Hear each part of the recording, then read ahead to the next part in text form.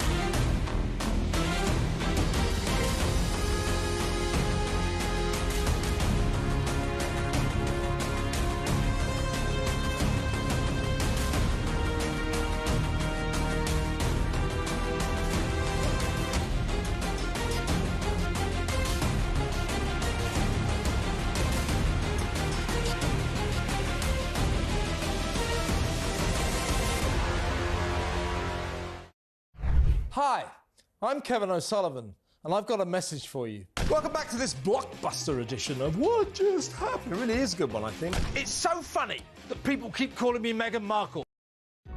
Across the UK, on DAB+, on your smart speaker, on your smart TV, and on your side. This is Talk.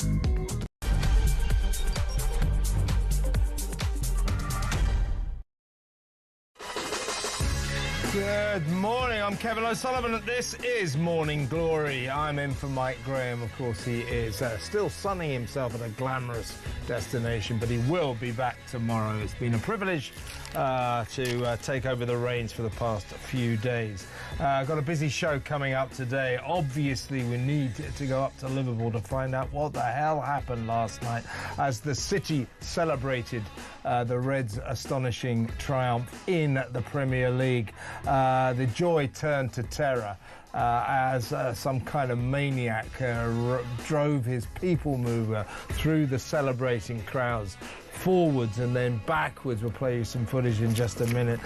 27 people in hospital, 4 children, 1 baby, 47 injured altogether. It's only a miracle that no one was killed. We will be, of course, keeping you updated on that story throughout this morning. Also today, Nigel Farage later this morning will make a keynote speech pledging tax breaks for marriages in order to boost births. That's like an old system, a return to the old days. Why did we get rid of that system?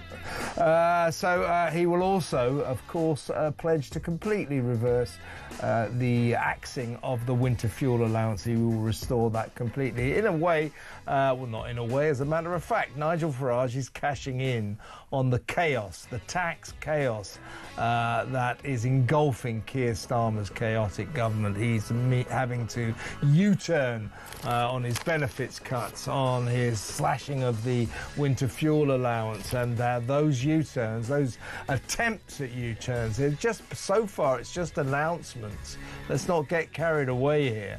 But the fact that he is having to, in some way, backtrack is causing utter chaos. Also, of course, we know that amid this chaos, apart from the political problems, these vultures are circling. They sense Keir Starmer could be on the way way out. And who's in pole position? It is, I'm not interested in leading the Labour Party. I don't want to be Prime Minister, said Angela Rayner, as not a single person in the country believed a word she said. She is on manoeuvres, make no mistake there. She fancies herself as being Britain's Prime Minister. Do you fancy Angela Rayner being our Prime Minister? 0344 499 1000. And now on to undoubtedly the most important story of the day.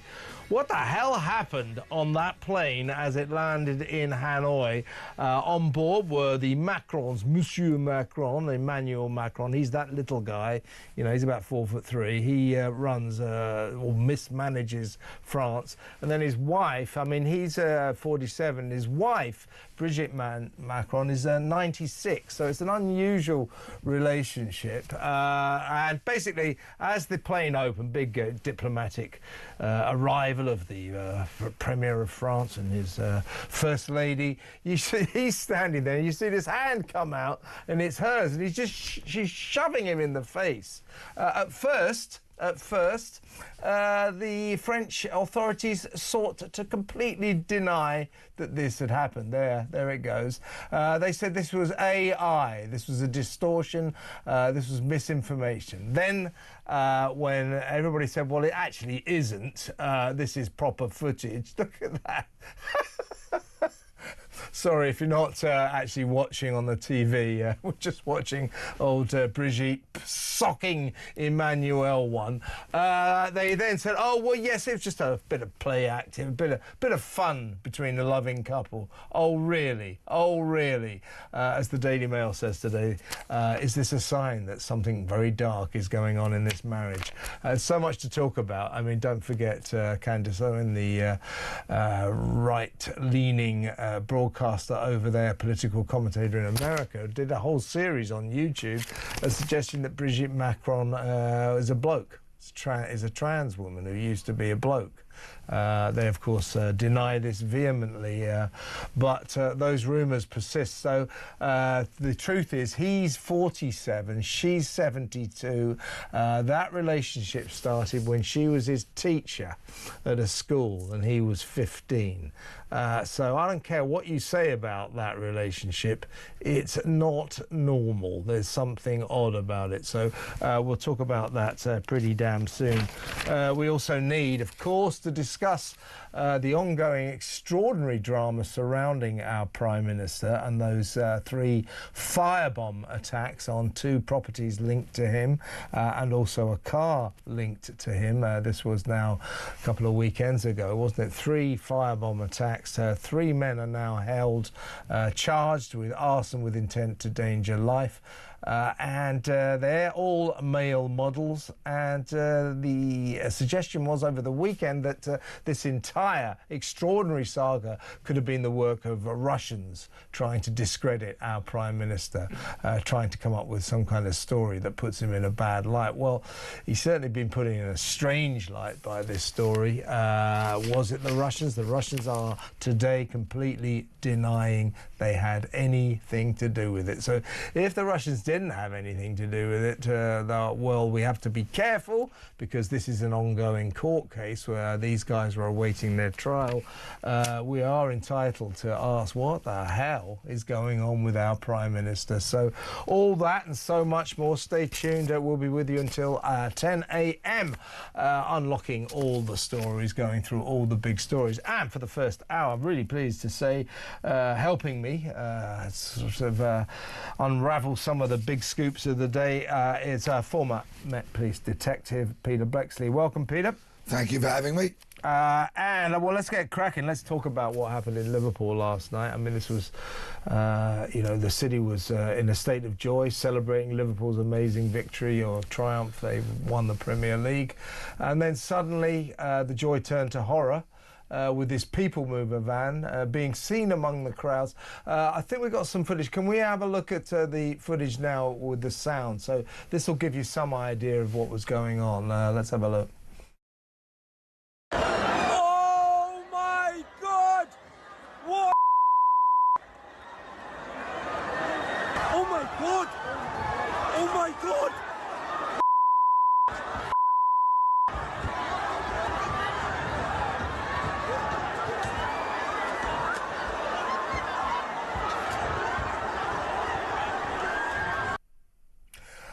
Well, Peter, the police up there, the Merseyside police, they have a bit of a checkered past when it comes to sharing information with the public. They weren't too hot after the Southport murders, to say the least. Their behaviour in those summer riots remains a source of great controversy. So this time they were very fast out of the traps, revealing that the perpetrator, or the person they'd arrested for allegedly doing this, was a 53-year-old white guy. I saw the footage.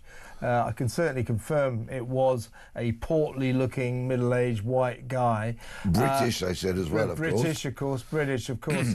So it looks like, you know, that is the case, which begs the question: what the hell was going on here? Because, of course, our first suspicion would be another one of these Islamic terrorist incidents, but it certainly doesn't look like that. So what the hell? Yes, no, it certainly doesn't. First of all, may I apologise to the audience for sounding a bit croaky. Your this voice is morning. breaking, isn't it? I wish. No idea why, but there you go. Yeah, just over 12 hours ago, after this fantastic parade, which was a particularly long one. It was a 10-mile parade. Most of these football parades, when a team have won a trophy, are nowhere near that kind of long in terms of miles covered. But of course, Liverpool is such a football city dominated by two giant clubs that there were hundreds of thousands out on the streets celebrating it, and by all accounts it was a very well organised day up until this event. And of course, there will be questions now about the traffic plan. How was a vehicle able to get into that position where there were so many people and cause all those injuries? And my thoughts, of course, are with everybody affected. Yeah, it's awful. I think the street's called Water Street, isn't it? And sure, that you're right. I mean, it's early days now before we open the sort of inquiry, the unofficial public inquiry, but that is already underway, obviously. And people are saying, given the history we've had of these kind of incidents where vehicles charge into gathered crowds, usually it turns out to be a terrorist incident. This, I must say, early on doesn't look like it is, but you're going to have to ask the question, how on earth was a vehicle allowed to get anywhere near these crowds? What was Water Street? I mean, I don't know Liverpool that well, but what was Water Street doing open? Well, I've had the great pleasure of spending a lot of time in Liverpool in recent years, and this is not far from the Liver building.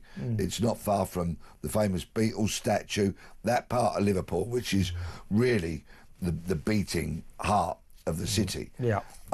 So yes, of course there will be questions, but I really think the point that you raise about how quickly Merseyside police got the information out last night about the man that had been arrested, which stood in stark contrast to what happened at Southport.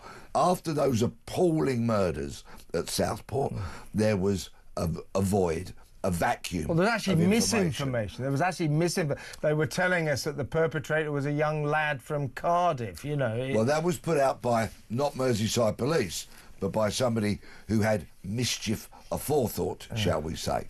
And so what happened, because really Merseyside police lost any control of the information flow. They screwed it up in spades, Southport, didn't they? They screwed it up in spades. Absolutely. They clearly did not want to make the same mistake yesterday. So within a couple of hours, that information, within an hour or so, that information was being pumped out to the media in order, of course, to stop quell a potential, repetition. Potential rumours, the gossip mill that it would be some kind of terrorist attack. The only thing is, I wonder what they would have done if it was a Muslim guy. I wonder how they. I mean, hopefully they would have been just as quick with the information. It's not about saying, "Oh, look, we've got proof it's not a Muslim. We've got proof it's not terrorism." It's about actually levelling with the public. Tell us the truth. You know, either way. There's a benchmark being set last night. A very important benchmark. And if our police are going to be consistent in any way, shape or form, when inevitably, tragically, there will be another terror attack in the UK, and it galls me to have to say that, but there will be. Let's see what the police response is like in terms of releasing information. A benchmark has been set now by Merseyside Police. We don't want two-tier communications, do we? Yeah, exactly right. Well, I'm already getting a lot of text messages from the audience, you know, saying, oh, amazing how quick they were to release the information when it was a 53-year-old white man. Would they have been quit so fast if it was a 53-year-old Muslim? You know, I mean, you know, this is possibly unfair criticism, but we know what happened in Southport. Hopefully they're getting their act together here, and they've done the right thing here. You know, they definitely did the right thing. I'm just wondering if they'd be quite so fast with this info if it did turn out to be some kind of terrorist attack. There's a long track record of the police being a bit odd about this kind of thing. You know, they don't like to, I don't know, whip up the flames by suggesting it could be terrorism. But we can't criticise them here. They did the right thing, and this information is clearly right. If anybody was watching any of this awful footage, you could see at a certain point this very burly, obvious white middle-aged guy getting like bundled to the floor by the cops, blood all over his face. He is being held now. This is the Assistant Chief Constable of Merseyside Police, Jenny Sims. Take it away, Jenny. This had been a joyous day in Liverpool, with hundreds of thousands of people lining the streets to celebrate Liverpool Football Club's victory parade. Sadly, at 6 o'clock this evening, as the parade was drawing to a close, we received reports that a car had been in a collision with a number of pedestrians on Water Street in Liverpool city centre. A number of people have been injured and were taken to hospital. The car stopped at the scene, and a 53-year-old white British man from the Liverpool area was arrested. We believe him to be the driver of the vehicle. Extensive inquiries are ongoing to establish the circumstances leading up to the collision, and it is vital that people do not speculate or spread misinformation on social media. What I can tell you is that we believe this to be an isolated incident, and we are not currently looking for anyone else in relation to it. The incident is not being treated as terrorism. I mean, you know, I wish they wouldn't lecture us about it. It's vital you don't speculate misinformation. Well, last time, after the Southport riots, the misinformation, that was the fault of the police. The police fanned those flames. You know, OK, they're cleaning up their own house, but this lecturing of us, you know, after, you know, for some reason they left that street open. Let's have a look at the police getting the plank out of their own eye before they talk about the splintering hours, eh? Yeah, well, we get this all the time. But these... You know, their first instinct, lecture us. Vital you don't speculate. Yeah. Well, thank you very much. This is a free country. We've just seen a major incident in a major city, and I'm afraid we reserve the right to speculate. Thank you very much, miss. And many people filmed various parts of it on their phones, as you would imagine. Such is life in 2025. And they are going to post it on social media. That's inevitable, and further clips are circulating this morning. So really, they are kind of urinating in the wind when they try and stop people sharing it, because that simply, in this day and age, is not going to happen. Yeah, and also it's unrealistic, and also the tone of it, as if, you know, the immediate problem here is you awful members of the public will start speculating, well, I'm from the police and I'm telling you not to do this. No, it's a free country. And what we're speculating on now, Ms. Sims, Jenny Sims, is why Water Street was left open. Policing is all about control, OK? They like to control crowds at football matches. They like to control the public. They control themselves. In fact, many of them go home and control their partners, which is why so many of them get divorced. Shouldn't laugh about it. OK, right? Policing is about control.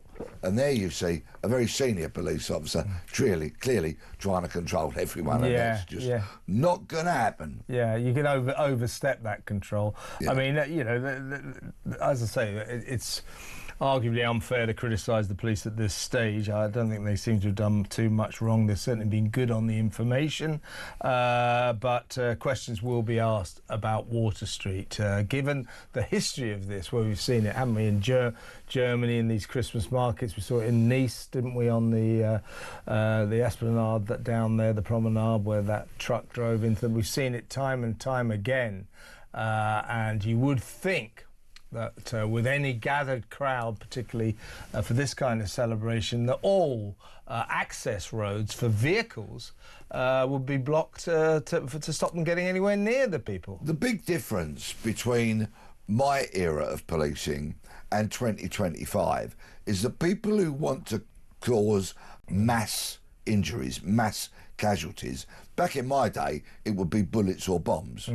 Now, of course, it's very much everyday items like cars and knives. Yeah. So that's made the job so much more challenging for the police, because back in the day, when, for example, the IRA were carrying out their reign of terror, counter-terrorism police would focus on trying to find the explosives, trying to find the guns and the people in possession of those.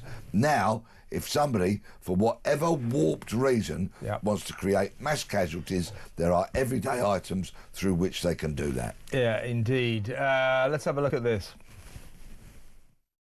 Sadly, 4 of the injured were children who were enjoying the day with their friends and their families. We can confirm that our teams treated 20 patients at the scene for minor injuries, and these did not need hospital treatment. 27 patients in total were taken to hospital by ambulance, and we believe 2 of those, including one of the children, have sustained serious injuries. Our cyclist paramedic, who was on scene, was also unfortunately struck by the vehicle, but I'm pleased to report that no injuries were sustained. We also know that some patients have self-presented at local hospitals following the incident. We're working closely with our partners at Merseyside Police and share their appeal for calm. Yeah, that's David Kitchen from the North West Ambulance Service on the injuries involved.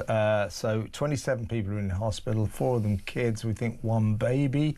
I suppose before we go to break, Pete, the one small mercy is people could have been killed here. I mean, some of the footage, we've had to edit it down. It's quite dramatic. I mean, without sort of traumatising you all too much. At one point, you know, there's a bit that ploughs into a guy, goes straight up onto the sort of windscreen of this people mover. So a lot of the impacts are extremely strong, and so I guess, thank God for small mercies, at least no one died.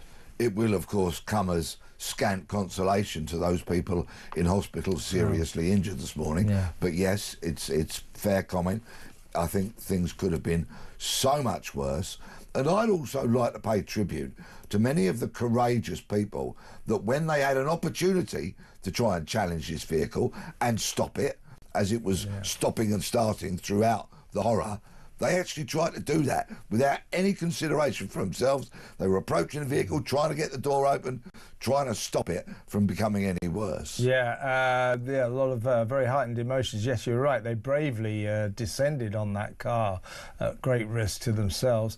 And the only last question to put out there really is, you know, who did this and why, and I'm just going to leave this out there. It doesn't look like it's terrorism. Well, I got a text here from Kelly in Doncaster. She says, surely that person drove the car to deliberately cause terror, therefore it's terrorism. Well, sort of. I mean, if you want to get that kind of wider definition. But put it this way, in Liverpool, not everybody was celebrating. Do you see what I'm saying? There were 2 teams there. Anyway, we will go to break now. Next up, we'll talk about Nigel Farage, who's cashing in on the absolute chaos descending number 10 Downing Street. Tax chaos, because Keir Starmer, late in life, has suddenly realised that all of his policies, cutting back benefits, axing the winter fuel allowance, maybe people, you know, kind of hate that. So he's backtracking, U-turning it, and it is causing carnage in Whitehall. It really, really is. Now, Nigel Farage will make a speech later on today, cashing in on that carnage, if you like, in which he will make several serious tax pledges. We'll talk about that after these messages. Stay tuned.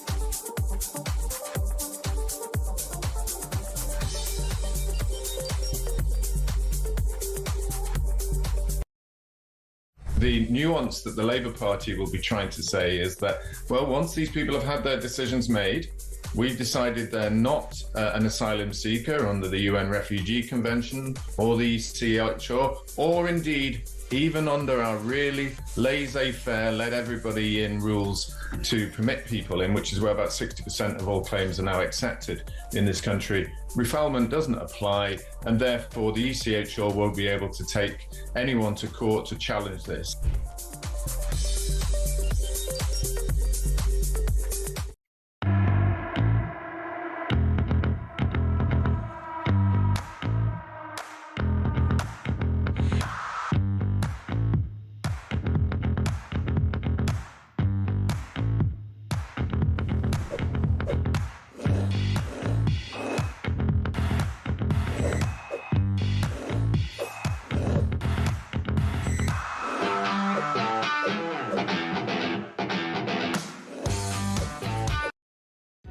Across the UK, on DAB+, on your smart speaker, on your smart TV, and on your side. This is Talk. Morning, welcome back. I'm with former Met Police Detective Peter Blexley. We're going through the papers today on page 6 of the Daily Mail, but it's in lots of other papers as well. Is the story about Nigel Farage. He will later this morning be making a big speech, as I say, essentially cashing in on the chaos of Starmer's various backtracks. You know, Starmer, late in life, as I said before the break, is realising that maybe people don't like axing the winter fuel allowance. Why he ever thought he could get away with that is another issue, but he can't. And he won't, and he's realised it. So he's backtracking on that. Also, Rachel from Accounts, the Chancellor, she's been busy bringing about cuts in benefits, welfare, huge cuts there. And of course, the left wing of the Labour Party are furious. Again, Nigel Farage is going to vow today to reinstate the winter fuel allowance. No questions asked, no ifs, no buts. It comes back completely. Also, he is going to pledge tax breaks for young couples who get married in order to boost the flagging ailing birth rate as well. So, you know, while Rome burns in terms of Keir Starmer, old Nigel Farage is fiddling on the sidelines. I mean, he's cashing in on the absolute mess of Starmer's regime. We've got to admit, Kev, that neither of us are spring chickens, OK? That's true. I'll concede that. It's an undeniable fact of life. And I remember something that was called, was it the married man's allowance, or was it the married couple's allowance? It used to be the backbone of taxing, didn't it? It Always was. give married couples a tax break so they can have kids. Yeah. It was an incentive to get married rather than cohabit, rather than live together. Yeah. And it was a considerable benefit, as I seem to remember. I can't remember the figures. Maybe I'll do some research today.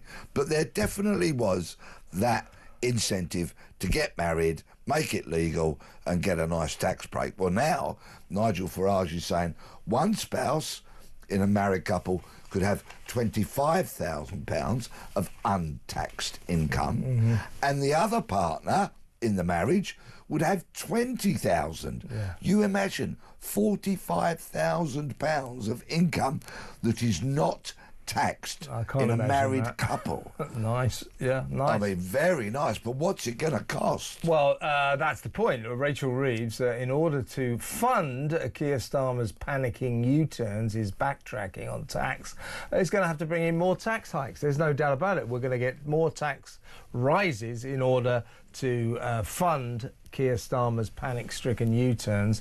And also, of course, Nigel Farage is just saying no ifs, no buts, we will restore the winter fuel allowance. Now, Keir Starmer, much was made of it. I mean, media sometimes dismay me. They really do. This sort of proven liar, this shape-shifting straw in the wind of a man, Keir Starmer, stands up in the Commons last week and said, yeah, listen, yes, we'll be looking at the winter fuel allowance in our next fiscal event.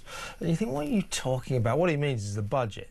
Yeah. There may be some shifting of the situation in the budget, which is October. Therefore, that's too late to do anything about the winter fuel allowance, to be honest with you. But there is only one way to properly U-turn on this, and that means that Keir Starmer would have to, and I don't think he's going to do this, restore it to completely what it was, and that was that every single pensioner, everybody who gets the old age pension, got the winter fuel allowance. That was slightly controversial because people would say, well, loads of pensioners are multi-millionaires, why are they getting £300? But by and large, it worked. So he needs to do that if he's going to U-turn. But what he's actually saying, Pete, is just this. It's basically there's a kind of very strict means testing now. So one or two pensioners do get this, as long as they fill in a form with about 250 questions to it. And then they'll still get 200, 300 quid to help them through the cold months. Now, he's suggesting last week that he would slightly relax the draconian nature of those means tests, but there would still be a means test. Now, if there's a means test, he has not restored the winter fuel allowance. It's as simple as that. That is not a U-turn. Means testing costs money. Yeah. It really does, because somebody's got to administer the whole programme. And that means civil servants overseeing it all, checking who's eligible for it and who is not. So I think it's highly likely that if he makes a complete dog's dinner of it again, rather than restoring it universally, he might spend as much on the means testing as the benefit will cost to reinstate it to those that he decides are going to be eligible. Yeah. It is remarkable how bad this man is at politics. Absolutely, yeah. I'll give him, that would be it, yeah. Right? He's run his party well since he became leader, and he's maintained party discipline to an extent within that party. But as for doing broader politics, this winter fuel allowance was remarkable in how unpopular it was. And do you know what? There's none so blind, and any politician that couldn't see the fallout from this really is not worthy. Absolutely. Well, look, why don't we go to break, and when we come back, we're going to talk about the really big story of the day. Why did Brigitte Macron punch Emmanuel Macron in the face when they landed at Vietnam at Hanoi? Quite an extraordinary scene. We'll show you that and try to work out what is going on in Monsieur and Madame Macron's marriage, their stormy marriage. Story of the day for me. That next. Stay tuned.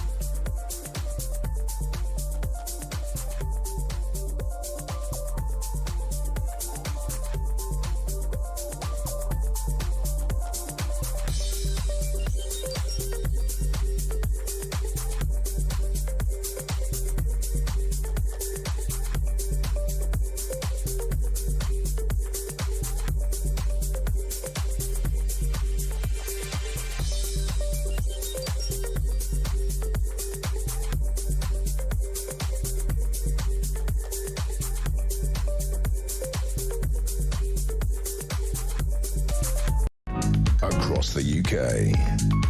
On DAB+, on your smart speaker, on your smart TV, and on your side. This is Talk. Welcome back. There's some very important stories around today, but I'm a shallow man, and for me, this is the story of the day. What is going on with les Macron, Monsieur Macron and Madame Macron? They arrived, the French leader and his First Lady arrived here in... That's the arriving in Hanoi there. The president is standing there waiting to sort of be greeted as the international hero he is. Suddenly you see this hand come out, shove him in the face, basically punch him in the face. Then she finally manifests herself. They come down the steps. He tries to make the picture look nice by grabbing her hand. She won't take... there they are. She won't take his hand, and the situation, to describe the atmosphere as Arctic, is somewhat of an understatement. Big story in the Mail today, so, you know, are there dark forces afoot amid this marriage, etc., etc. But either way, she's 72. He's 47. They met when she was a drama teacher at the school he was going to when he was 15 years old. At a certain point, this affair, she left her husband. This affair got serious. His parents sent him to Paris to get away from this old girl from the school, this old teacher, but no, love prevailed, and now they're married. He's 47, she's 72. There are lots and lots of rumours about her, but this was an odd scene, wasn't it, Peter?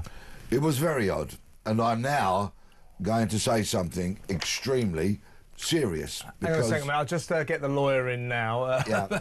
Well, no, go on, seriously. We don't know the full context of what happened here. Yeah. We don't know what lies behind it. We know that the French authorities have tried to brush it off. But if we just look at it, and it's you can see it on pages 8 and 9 of the Mail today as well.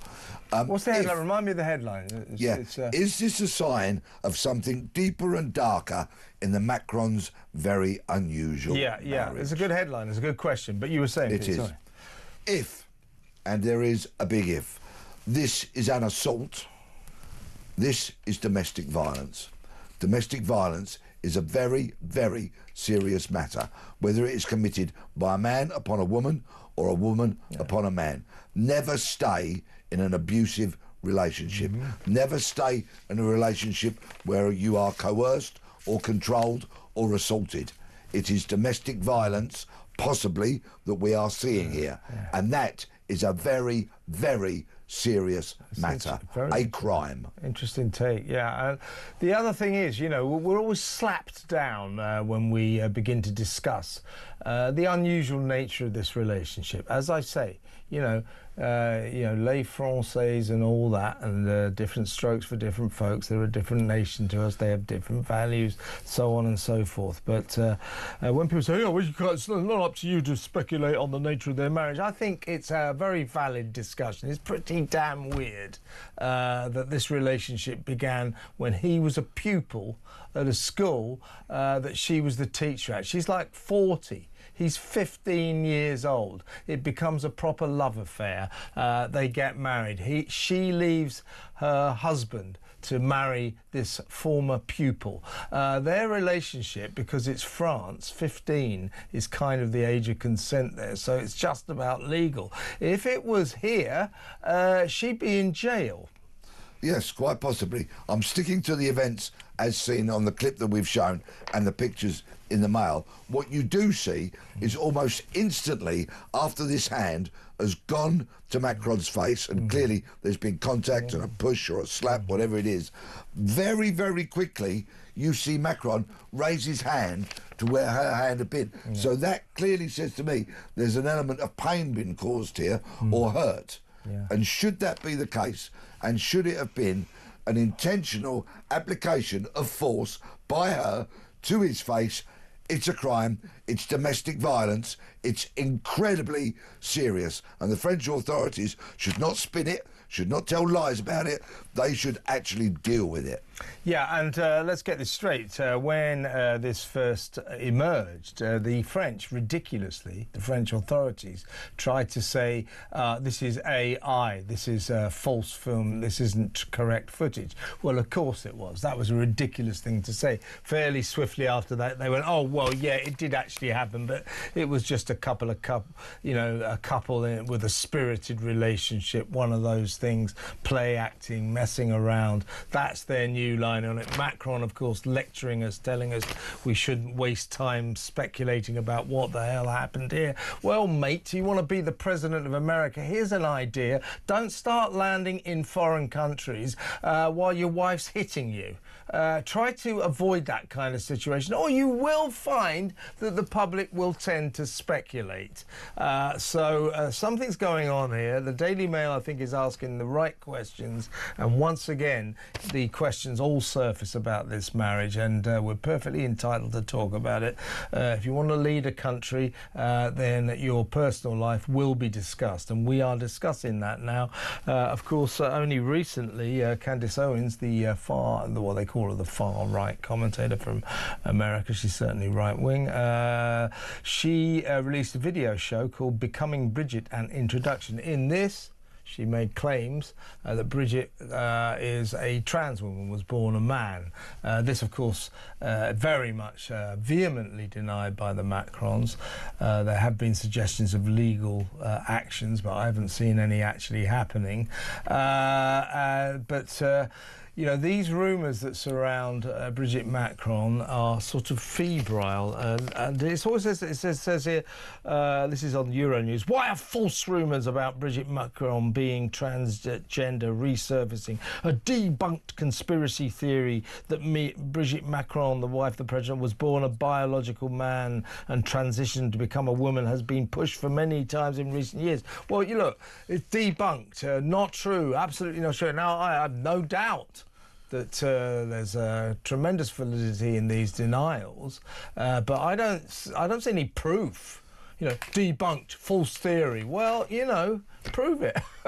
And this kind of situation, this kind of incident will not help the Brigitte Macron industry, if you see what I mean.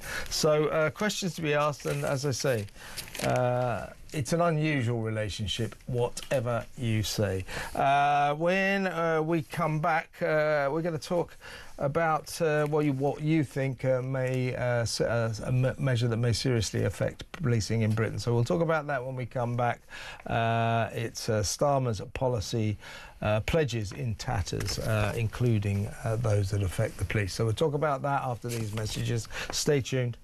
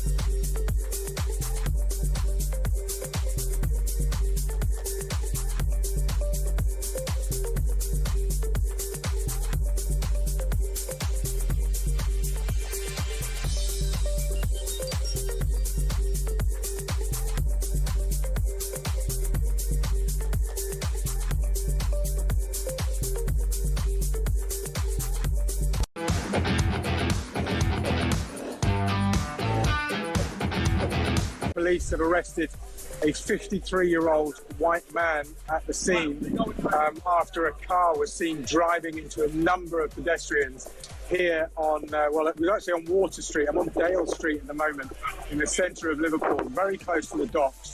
The Liver building is just at the end of this road, and actually everybody was here. We think around 1 million people on the streets of Liverpool celebrating Liverpool Football Club's Premier League trophy and the huge parade today. Shockingly, at around 7 p.m.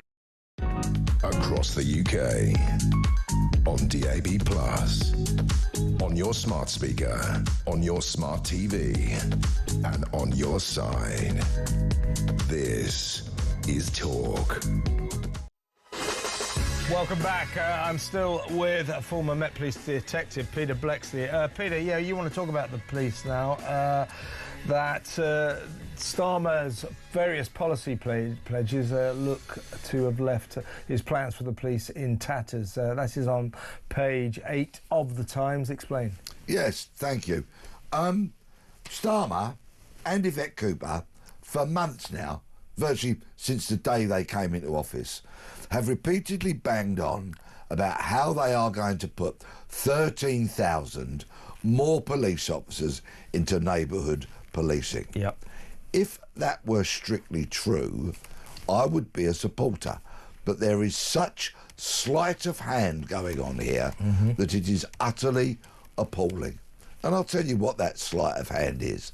It's not 13,000 new police officers.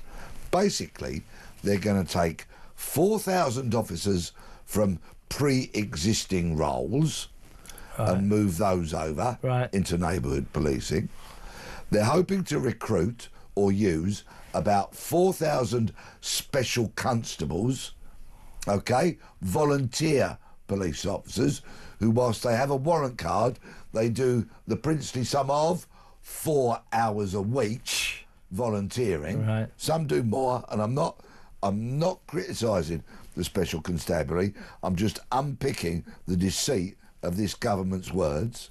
So a third from pre-existing roles, a third are going to be special constables, and a third are going to be brand new, shiny, recruited police officers, apparently. If they can recruit them, of course, because for the first time ever in the last year, police resignations in the Met overtook police retirements. They can't get people to do the job. So, and they've rehashed it, and they keep repeating it, but today's story on page 8 of the Times says, well, how are they going to be able to afford it? And the bigger picture is, does this mean that Rachel Reeves is, once again, going to be hiking taxes? Well, she is. I mean, she's going to... We're talking about £30 billion more taxes. So she's going to hike taxes to pay for all these U-turns that her useless government is having to make, plus what Peter's talking about. So, honestly, folks, get ready. There are more tax rises coming our way. We are already more taxed than we ever have been since the Second World War.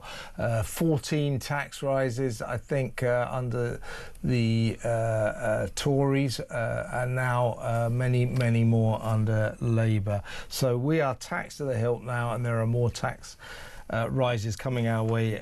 Make no mistake. Let's go to page 11 in the Times, Pete. I want to talk about this ongoing story, extraordinary story that the Prime Minister finds himself embroiled in. I've never seen a sitting Prime Minister embroiled in such a strange story. We have to be very careful.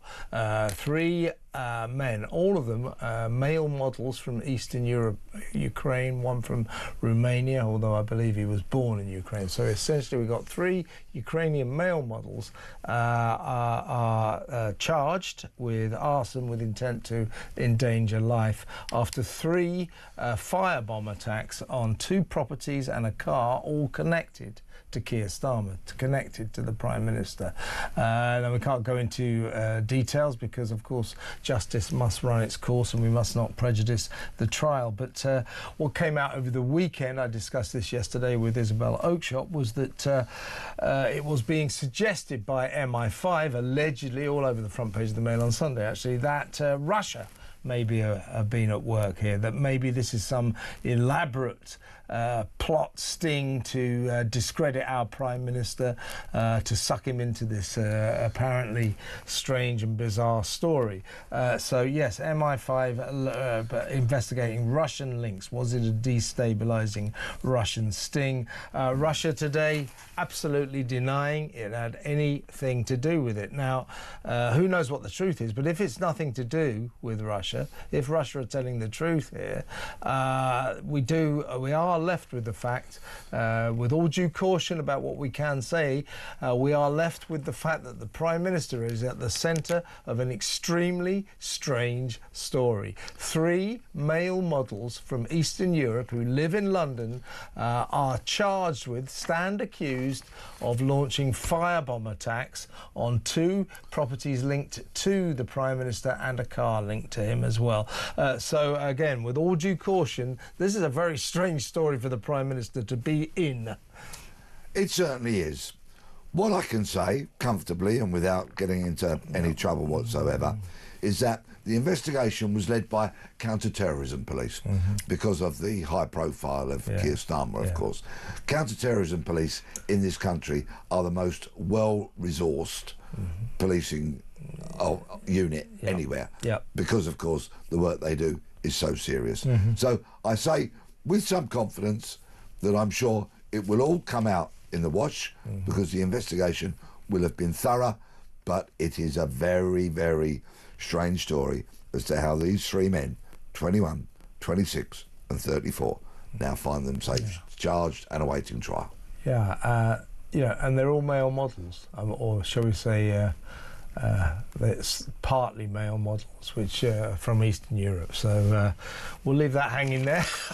I don't barely know what to say, but as I say, I cannot remember a sitting Prime Minister being embroiled in such a strange story as this. As you say, we have to wait for the trial to happen because we can't prejudice that trial. If they plead not guilty and a full trial unfolds, I predict it'll be a fascinating legal event. So we'll have to wait until then. But in the meantime, strange times. Right, let's talk about Sir Lindsay Hoyle. He is the Speaker. His nickname is Long Haul Hoyle.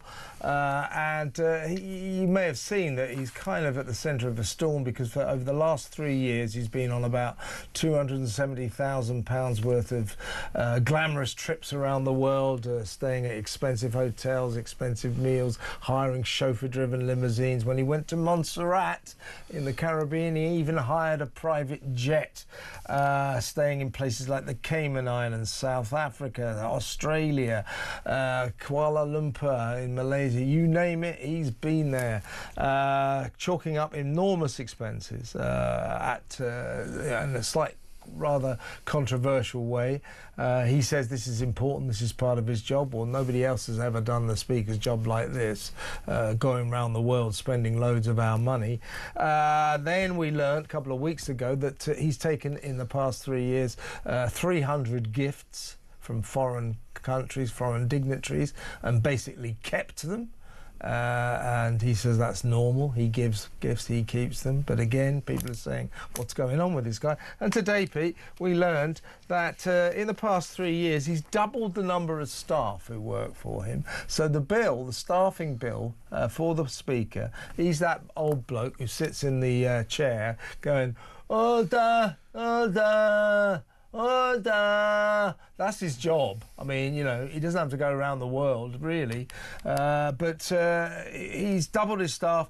The bill used to be £550,000 a year. It's now £1 million a year. He's got something like 12 extra people working for him. This guy, the Speaker, he is ploughing through our money. By the way, when he moved into his palatial apartments in Westminster, he's got living apartments there, said to have the best view in London, right down the Thames. £7 million worth of improvements at our expense, and he's also got a £35,000 portrait of him hanging in the corridors of power in Westminster. So he's not cheap, our Speaker, is he?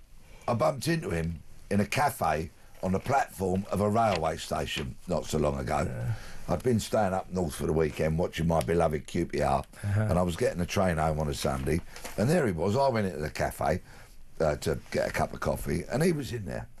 And I thought, and immediately I walked in, he just tried to hide himself away. He clearly didn't want to engage with anybody. I've looked over, seen him, recognised him for who he was, ordered him a coffee, and I thought, well, as much as he's trying to shrink into his shoulder, you know, and turn away and not be recognised and not engage with anybody, I walked up and just had a little chat to him, about democracy and such like. It was You should have asked to borrow some money. I'm glad he's got quite a lot. Well, as we came out of the cafe, because the train pulled in not long after, he, of course, turned left to walk towards the front of the train to sit in first class. Well, exactly. he travels first class, of course. And me, of course, with my cheaper ticket, using my senior's rail card discount, sat in with the common people, of course. Of course. Yeah, man of the people? Yeah. I don't think so. Yeah. And do you know what? He thinks he's really important, and he thinks he's a historical figure. But do you know what? In a couple of years' time, nobody's going to be familiar with his name when he's ousted or Parliament's moved on. He's only important. He's only a historical figure in his head. Yeah, but he's costing us a lot of money. The Speaker's office used to have 12 people working in it. Under him, it's gone up in the last 3 years to 21. Staff members, 21 members of staff in the Speaker's office. That cannot be necessary. But he's got a well-oiled publicity machine. Every time of these new rumours or these new stories about his spend ways emerge, he's got a spokesman to hit back. So this is a spokesman for the Speaker's office talking about this. As would be expected, a range of staff employed by the House administration support the functioning of the Speaker's office, including the Speaker's parliamentary and chamber duties, the private office, special projects and visits and protocol. As would be expected, we're asking, why is it that Lindsay Hoyle, old long haul Hoyle here, has increased his staff from 12 to 21, has increased his staff expenditure from £550,000 to over £1 million. This guy is wasting us one hell of a lot of money.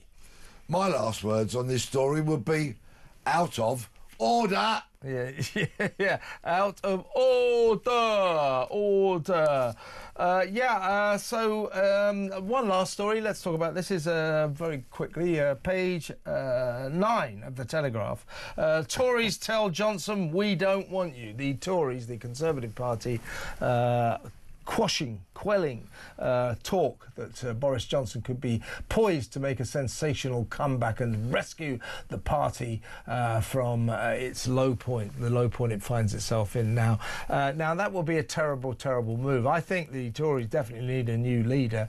All due respect to Kemi Badenoch, and I don't say this with any joy or relish, but I'm afraid she just has proved she hasn't got the stuff. It's not happening. The Tories now comfortably in 4th place in all the polls, so the Tories are dying a terrible death. Now, every time the Tories are in trouble, they go, oh, let's bring back Boris. Oh, what do you want to bring back Boris for? Oh, he's very popular. Yeah, he kind of is. I like him as a character. He's a funny guy.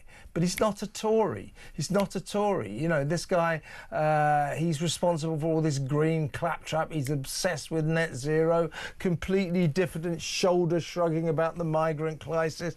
He has no idea how to be a Tory. He is, at best, Lib Dem or even left right wing of the Labour Party. Not a Tory. No, absolutely not. And when I saw the headline, Tory MPs don't want Johnson, I thought, what, both of them? But no, they've got 121, haven't they? Yeah. I mean, what a sorry state that party is in. Absolutely sorry. No, I don't want to see any more of Johnson and his Wilco Winston impersonations, which he tries to do. You know what I mean? Yeah. Thinking he's the great orator and all of that. A dishonest man, lied repeatedly, was forced out by his own party, and it would be catastrophic, not just for the party, but for the morality of the UK for him to come back. Yeah, he's a left-wing green nutter, so if the Tories get him, they're in even bigger trouble than they look to be at the moment. Thank you to Peter Blexley. When we come back, more on that carnage in Liverpool. Stay tuned.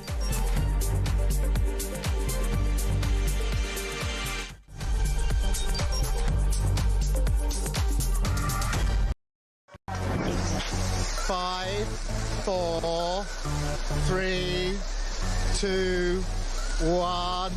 Yay! 8722, start your message with the word talk. Who would you send to space and why? The person I would love to send to space would be Mr. Keir Starmer. And then I would tell the Galactic Empire that he was part of the Rebel Alliance and let them blow him away with the Death Star. No Brits was involved, no fingers could be pointed. You carry on taking the medication, George. Yes, I'd send all the Labour government to space with a one-way ticket and throw in the SNP for being useless. They're all a bunch of... Oh, all right, fair enough. One person, quite frankly, I think needs to go to space in a one-way journey is Jeremy Kyle. He goes on about his age one more time, how he's 60 this year, he was 59 last year, repetitively over the course of the weeks and months. We have to hear him, I'm 60 this year, I'm 60 this year. Richard Tice, did you put that cheeky bugger up to that? I'm hoping he's going to send me the invoice because that was absolutely brilliant. Which MP would you send to space? Oh, no, I'll get in terrible trouble if I answer that.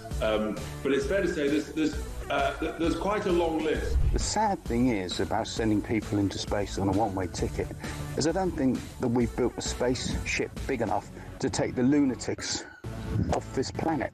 I mean, from the net zero loonies to the transgender loonies to the racists to the terrorists, there is just so much to the wokerati. We need some big spaceships. Big spaceships. Good evening. I never know how you're going to start this conversation, Jeremy. Katy Perry went to space today, OK? Who would you send... I'd love her to say what I wanted to, but I'd never disrespect her. Who would you send to space who could never come back?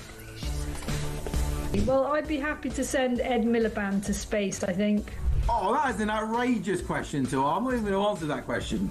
Sam Matterface, do you get the job, yeah? Come on. No, Sam Matterface, I tell you what... There's no. I think David Lammy would be the person I'd want to send up in space and never come back again. Yeah, the problem is how much would the bill be for him to munch through whatever food on the way there? Hey, it worked.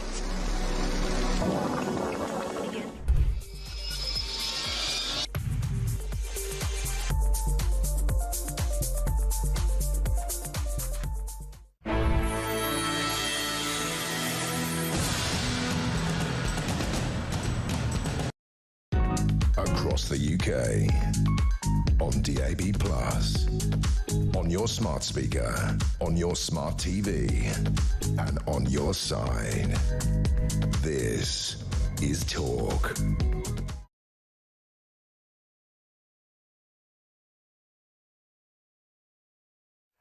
Welcome back. This is the second hour of Morning Glory. I'm standing in for Mike Graham. He'll be back tomorrow after a thoroughly well-deserved few days off. It's been a privilege to take the hot seat from the great man. I hope you haven't found my company too distressing. But don't worry, we've only got one more day to go. But seriously, we are, of course, covering the big story of the day is what the hell happened last night in Israel, in Liverpool. Not Israel. in Liverpool, carnage in Merseyside as the celebrations to mark Liverpool winning the Premier League turned to horror. Some nutcase in a people mover drove forward and then backwards. 47 people injured, 27 still in hospital, 4 kids, 1 baby. We're only thankful that no one was killed. They could easily have been if you look at the pictures. So we're going to run through that story again now. Just to remind you, there's some distressing images in this, but this is what happened soon after 6 o'clock, after hours of celebrations. This is in the city centre near Water Street, so have a look.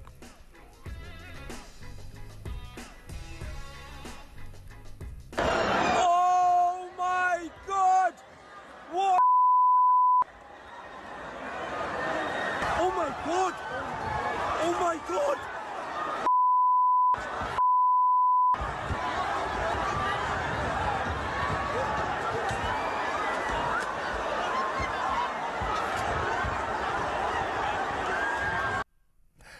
The police, after this, were very quick, to their credit, to announce that this was that a 53-year-old white man had been arrested and detained after this incident. So here is the Assistant Chief Constable of Merseyside Police, Jenny Sims. This had been a joyous day in Liverpool, with hundreds of thousands of people lining the streets to celebrate Liverpool Football Club's victory parade. Sadly, at 6 o'clock this evening, as the parade was drawing to a close, we received reports that a car had been in a collision with a number of pedestrians on Water Street in Liverpool city centre. A number of people have been injured and were taken to hospital. The car stopped at the scene and a 53-year-old white British man from the Liverpool area was arrested. We believe him to be the driver of the vehicle. Extensive inquiries are ongoing to establish the circumstances leading up to the collision, and it is vital that people do not speculate or spread misinformation on social media. What I can tell you is that we believe this to be an isolated incident, and we are not currently looking for anyone else in relation to it. The incident is not being treated as terrorism. Well, there you are. And earlier today, just now, in fact, I had as my guest for the first hour former Met Police Detective Peter Blexley. He had this to say on the identification of the suspect.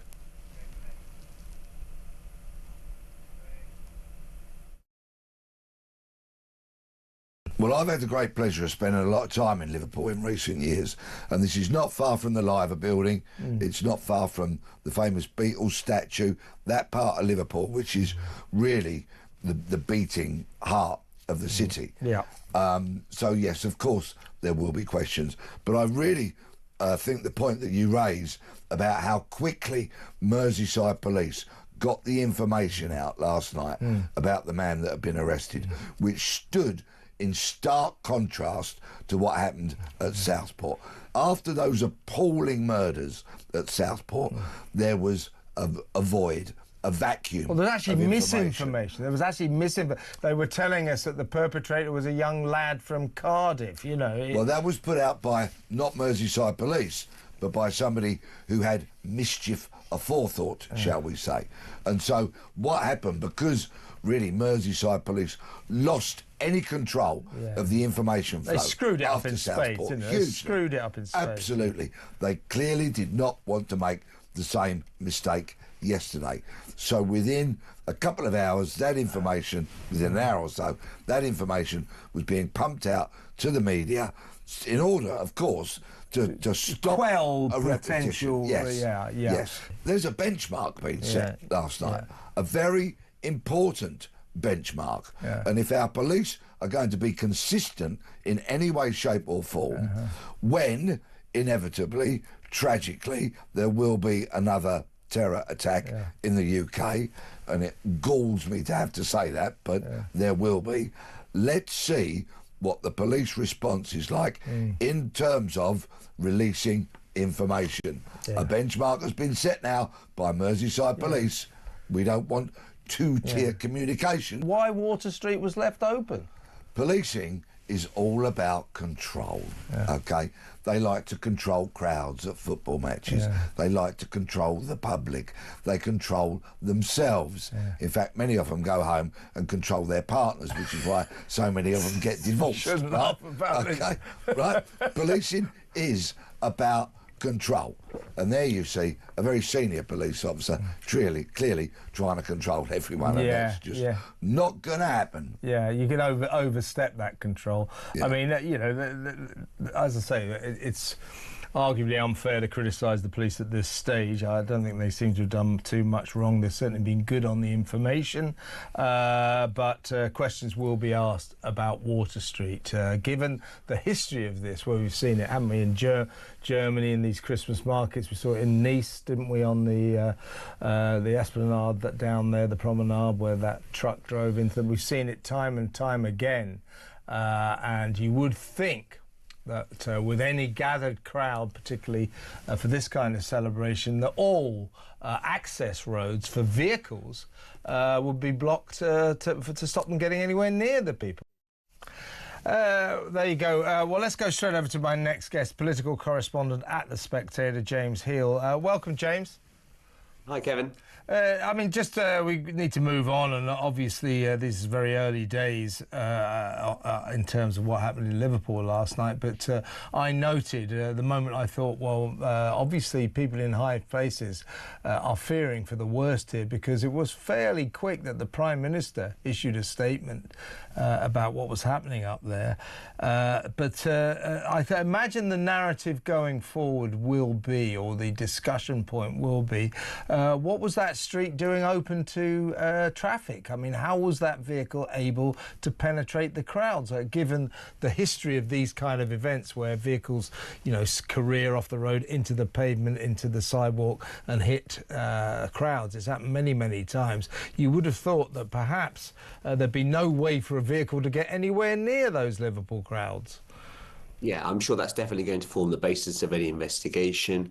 Also, what were the warning signs there? Because, according to clips that have been circulating on social media here, points appear to slow down then speed up. I'm sure all of that will form part of it. I think what was so striking, just to feed on the back of the conversation you previously had, was also because, of course, there was 1 million people there at this parade. There were lots of video footage of the incident in question. And so I think that one of the reasons why the identity was made so quickly, so public, was because of how many camera angles there were of the person who was behind the wheel of the car. So I think that, as you say, it will be questions asked about how he was able to appear to drive through this parade. But I also think that hopefully there can be some praise given to the emergency services for elements of the response, in terms of the fire service cutting people out, in terms of the ambulance service, their quick response, and also, as you were saying there, the police as well, in terms of getting the information out there rapidly to prevent any information vacuum. Absolutely. Well, let's move on to some of the political stories of the day. Reform. Nigel Farage will give a speech later this morning, I would say ostensibly cashing in on the tax chaos consuming Keir Starmer's administration right now, as the Prime Minister and indeed the Chancellor stage all of these backtrack U-turns amid the growing unpopularity of, for example, the axing of the winter fuel allowance. Chaos at number 10. Chaos in Whitehall over this. Nigel Farage will cash in with a major speech, basically saying, I will completely, no questions asked, restore the winter fuel allowance. I will also get to grips with the cuts in welfare and benefits that the Labour Party are proposing. So really, you've got this ostensibly right-wing leader of the Reform UK party who's going to be announcing what you might imagine are kind of socialist kind of initiatives, really. Yeah, certainly. I think that it's the kind of audacious stealing of Labour clothes that, say, successful politicians like Boris Johnson were able to do in the past, putting the tanks on Labour's lawn. This was something Nigel Farage talked about during the election campaign in terms of going after County Durham and the Red Wall votes there. But now we're seeing a bit of a policy offering to back that up too. I think there's a couple of reasons for this. I think one of which is that they can justify it in the sense of, look, currently we provide a lot for the people who aren't our citizens and not much for our own ones. We're going to inverse that relationship, and what we're going to have is people protected. Farage standing up there for a sort of 1970s version of the welfare state. And I think the second thing, of course, is that it's a useful way of sort of making political hay out of Labour divides. There's going to be a big vote next month on the welfare bill, $5 billion in disability cuts, we're led to believe. As a result of that, Farage is happy there to run to the front of the queue and make a big song and dance about two-child benefit cap and having other sort of breaks in the welfare system. And as a result of that, he's the one who looks like he's calling the tune rather than the Prime Minister, Keir Starmer. Absolutely. But of course, in order to fund these U-turns and this backtracking that's going on at considerable pace at Labour Towers right now, this is going to mean more tax rises. There's talk, a lot of the papers saying that there'll have to be another £30 billion tax raid by the Chancellor. All of her fiscal rules, all of this discipline flying out the window as we speak. Yeah, I mean, that's going to be something they're very worried about for two reasons. One of which, of course, in the economic sense is, will the bond markets buy it? If there's going to be, more borrowing, they'll have to get that by them. And given what we saw earlier this year, where Rachel Reeves had a real scare back in January when the bond market looked to be selling off UK gilts, that's a real concern. The second thing, of course, is the political crisis that comes from saying that you're going to have to raise taxes, which, of course, Rachel Reeves went to the CBI in November, said, I'm not coming back for more. after just raising taxes by 35 billion, the biggest single tax-raising budget in more than 30 years. If she has to go back again, it's a humiliation for her. And I think that as a result of that, it's going to be the pressures on for savings. It's a very difficult spending review currently going on in Whitehall. We think the only winners are going to be the health and defence services. But right now, as you say, it's going to be all about tax rises. And no party, frankly, is willing to go and take an act of the public service sending that needs to take place. It really is a mess.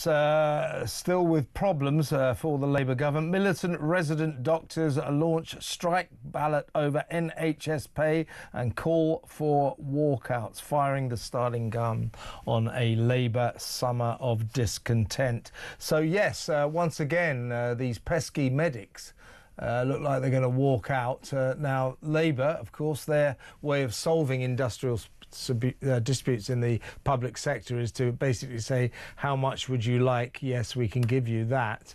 But they probably are going to have to draw the line this time, and they're not going to just be able to hand this money to the doctors, are they? So this will be the moment where Labour has to sort of pull up the drawbridge, don't you think? Absolutely. I mean, look, the BMA have acted pretty hard line on all of this. They said they weren't going to negotiate unless they got a 5% pay rise. They got a 5% pay rise. But the first things Labour did in office was settle on the junior doctors.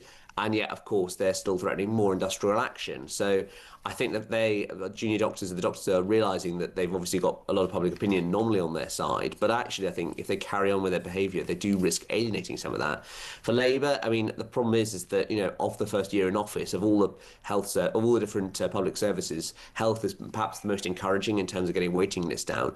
Every pound that goes into paying for wages rather than service improvements, of course, means that you might put that at risk.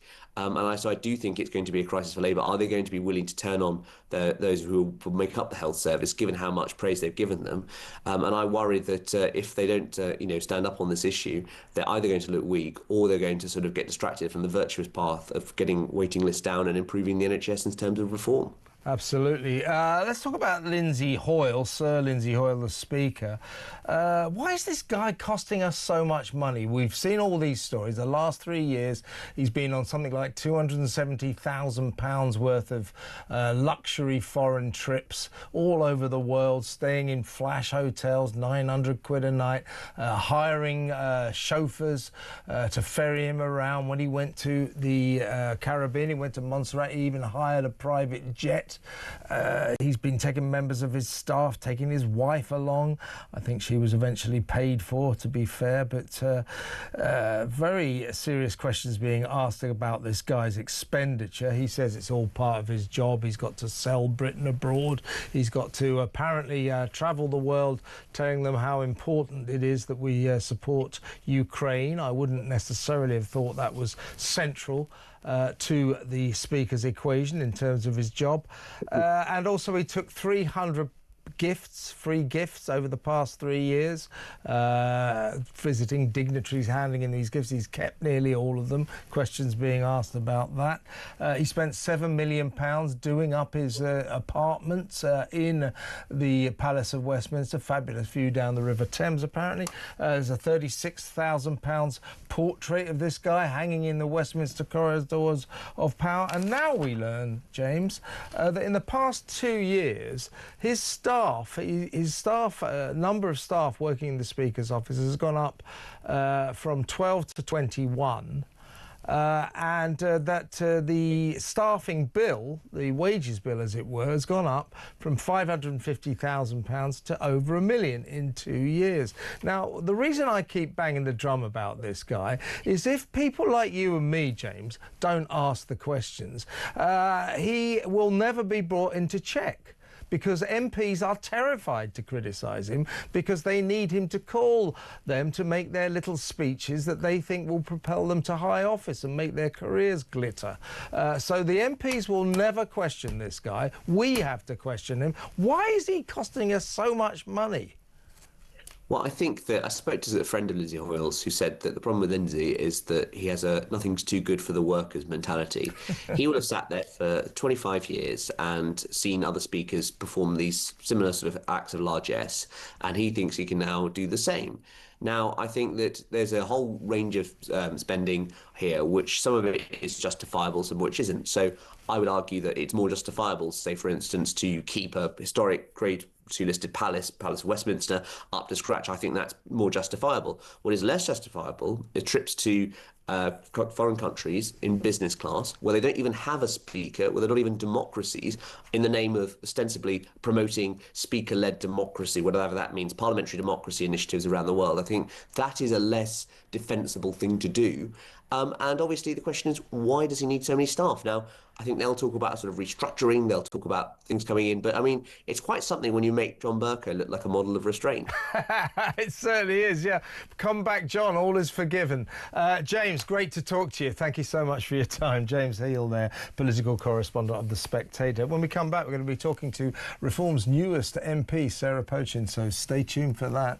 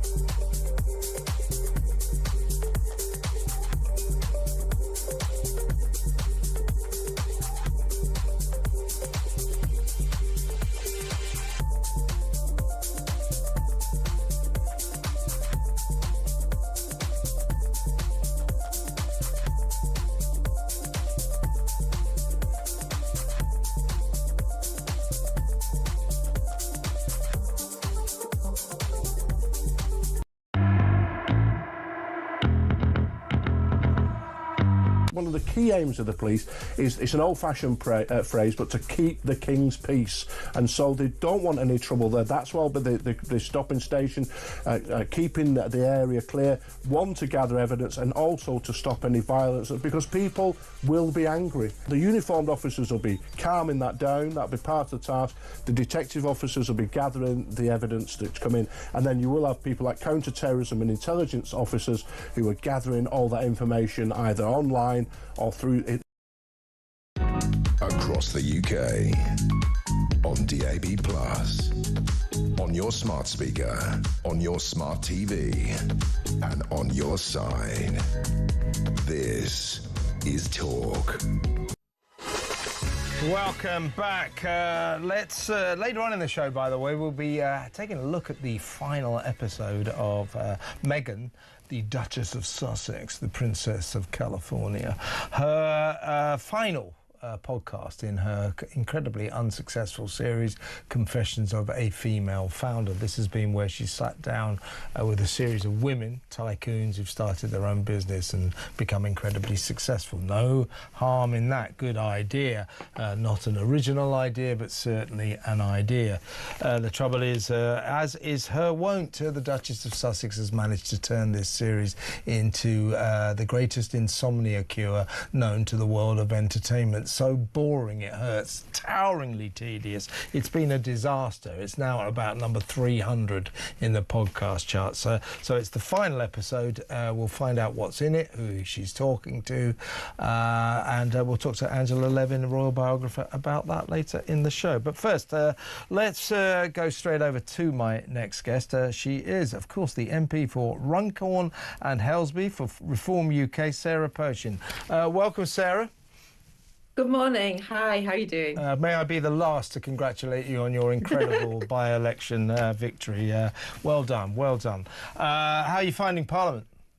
I'm absolutely loving it. So much to do, but I love it. I feel like it's I'm there at the right place, right time. Yeah, you've certainly joined the party with a certain amount of momentum behind them. To wit, your leader, Nigel Farage, at 11 o'clock this morning will be making a speech with a few tax initiatives. Now, it's no offence to either you or Nigel Farage, but it's not that difficult, is it, to improve on the chaos, the tax chaos that this government has plunged us into. As Keir Starmer stages these sort of panic-stricken U-turns, backtracking, you know, oh yes, I might bring back a bit of the winter fuel allowance. Perhaps we've been a bit too tough on that. Oh yes, maybe some of these benefit cuts are a bit too stringent. So Nigel Farage is going to cut through the red tape, cut through the nonsense, and basically say, as for the winter fuel allowance, no ifs, no buts, no questions asked. We will restore it. Also, he's going back to basics, which I really appreciate. I grew up with this. We all did, people of a certain age. Governments always gave young couples tax breaks to get married and have children. Now, they haven't been doing this for many years. I don't know why. And the result is we've got a sort of birth rate crisis. So Nigel Farage is going to restore that traditional encouragement for people to get married and have children. So back to basics, basic announcements. Keir Starmer's loss is your gain. Well, absolutely. I don't think it's too far to say that this government is in absolute chaos when it comes to their economic strategy. And the reason that they're in chaos is that they are reacting to the voters out there on the street and how betrayed they feel with this Labour government. So reform is all about supporting the working people, the hard-working people of this country. And Labour have found that their policies have completely alienated that group of people, that group of hard-working people. That's who we're going to support. So yeah, let's pick apart those policies. So the first thing is the winter fuel allowance. So my campaigning in the by-election for 8 weeks, solidly every day, this was mentioned to me on the doorstep, in the campaign office. People that have worked all their lives and then in their retirement find that their winter fuel allowance has been taken away by the Labour government, of all things. Absolutely and utterly betrayed. Will never go back to voting Labour again. So that was one thing. And the other thing that Reform really want to do, which I think is so important, is to bring back effectively what probably you and I remember as being the married couples allowance. You know, why wouldn't you do that? Reform's values are about family, community, country. Now, that family value we want to support. Married couples, if they're both working, then we will front load that child benefit. We will take that cap away. We want to do everything we can to make it possible for both people in that marriage to work. We will put a tax break in at £25,000 now for one of the working people. So they get two hits. They get the child benefit cuts scrapped, and they get it front loaded for if it's infants and they want to go out to school, you know, they want to go out to work with children between 1 and 4, and not only get that, they get the tax allowance of up to £25,000. So it's absolute win-win for young married working couples, which is what we need in this country. Yeah, absolutely. Now, let's go back to the winter fuel allowance, because I think that what we experienced last week with Keir Starmer, with that sort of semi-announcement of a U-turn, if you pick that apart, it wasn't much of an announcement. I mean, first of all, we didn't get any details. He just said, at the next fiscal event. I think what he means by that is if you were speaking in English, he doesn't usually speak in English, but what I think he meant was the budget. So that is October. That's going to be too late for the winter fuel allowance. It will. For Yeah, pensioners. it'll. That's right. It won't knock in then for this winter coming. So it's going to be next winter if they do it at all. Yeah. Well, that's the other thing, Sarah, that I wanted to mention. You know what and I assume this is what Nigel Farage is going to announce. If you do a U-turn, if you restore the winter fuel allowance, this is what you have to do. This is what the system that everybody was happy with for years. Every single pensioner gets 300 quid at the beginning in the autumn to help them through the cold months. Yes, OK, that means that a few multi-millionaires get this payment unnecessarily. If they're decent people, they'll turn it down, but a lot of people did take it. But mainly, it was a system everybody was happy with. The Labour Party, when they axed it, then said, oh, well, we will give it to some people, and therefore they had to fill out a form with about 250 questions on it. That was means testing. So all he was announcing last week was that the means testing, which they'd brought in, might be relaxed, might be a little less draconian. So that was not the announcement of a U-turn on the winter fuel allowance. Either you restore it or you don't, right? That's an announcement of a mess. It's an announcement of a government in chaos. And they're in chaos because Reform are speaking to the working people of this country, the hard-working, proud people of this country, trying to go out, they set their alarms in the morning, they're trying to go out and do a day's work, and they're trying to make ends meet, and they're trying to bring up a family. And whether you are in that bracket or whether you're an older person with the winter fuel allowance, you feel utterly betrayed. This government is in complete and utter chaos. Sorry, just got a message coming. Complete and utter chaos. And what is going to happen to Rachel Reeves's economic policy? How is she going to pay for all of this? Reform have said very clearly how we are going to pay for our policies. We're going to scrap the nonsense of net zero. We're going to scrap the woke DEI projects and all the money that is spent on that sort of thing. You know, we have an answer to where we are getting money from. We are going to scrap the asylum hotels and the cost that I think it's £46,000 a year for an asylum seeker, an illegal immigrant, I should say. Yeah. You know, that's all going to go. We know how we're going to cost it. How are Labour going to pay for these policies? They don't know. Well, we do, Sarah. We do. Tax rises. Yeah, we do know 30 billion quid's worth of tax rises. They're going to hit us again with more tax rises. Now, nobody wants to celebrate that, but this Labour government have got this particular talent, haven't they, for unnecessarily self-harm. They keep making all these announcements they don't have to, like the winter fuel allowance, to save what?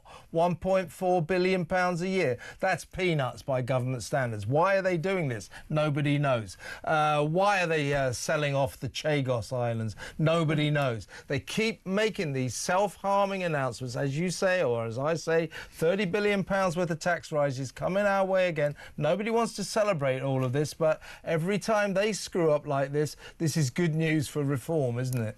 Well, they're selling off things like the Chagos Islands because of some complete misjudged feeling by the likes of David Lammy that we should be paying reparations to the Mauritians. It just doesn't make any sense. And everybody that is about common sense, which is what Reform's about, knows that that is utter nonsense. It's self-indulgent policy by this Labour government that's actually costing us billions of pounds that could be spent restoring the winter fuel allowance, that could be spent scrapping the two-child limit on child benefit, could be spent raising the tax thresholds for hard-working young people. All of this money is being wasted by the Labour government, and the British people have had enough, which is why there is such support now for Reform, because Reform is the party of the hard-working British person. Absolutely. Can I ask you a last question, Sarah? It's this. It is to do with Lucy Connolly. I was hosting the breakfast show yesterday morning, standing in for my friend Mike Graham, who, of course, you know. And one of my guests was a guy called Stephen Mullen. He is the Shadow Justice Minister. Now, you will know, Sarah, that the sentiment across this country is this. That poor lady, Lucy Connolly, OK, she put out a very unwise, tempestuous tweet at the height of those riots amid the Southport disquiet and all that. Nobody's condoning what she did, least of all herself. She's apologised. She pulled that tweet down. She's doing 31 months in jail, and nobody can understand quite why that sentence is so severe. Why on earth is she doing considerably longer behind bars than some of the people who were actually in the riot, you know, throwing bricks, trying to set fire to hotels and mosques? Why is she doing longer than them? She wasn't even there. So people are calling for her to be released and saying that this sentence is too draconian, too severe. She's got a kid to bring up. All of that. Now, I asked Mr. Mullen, I said, so is the Tory party policy the same as what I think millions of people in this country feel, that Lucy Connolly's sentence is too severe, that she should not be behind bars? He would not answer it. He would not answer it. I said, well, hang on. Are you saying that you back up the Labour government with this severe draconian sentence? He would not answer it. I'm assuming, Sarah, well, you tell me as a human being, but perhaps as a Reform Party MP as well, I'm assuming that Reform UK are in tune with the people, that they believe that this sentence of Lucy Connolly is over severe. She should not be in jail for 31 months. And last week, her appeal against the severity of that sentence should have succeeded, as opposed to what happened. It failed. She's still behind bars. That's got to stop, hasn't it? Well, I'll give you my opinion, because that's what Reform politicians do. We answer questions, and you'll always find that I will answer your question. I absolutely, at 20 years, I was a magistrate, and I'm telling you that that sentence is ridiculous. There's no way that that poor woman should be should be in prison with a 31-month prison sentence. This is about two-tier justice that we talk about all the time from this Labour government. Yes, the tweet was horrible. Yes, it was inciting violence. But the point is that lady had no, or has no, criminal record prior to that.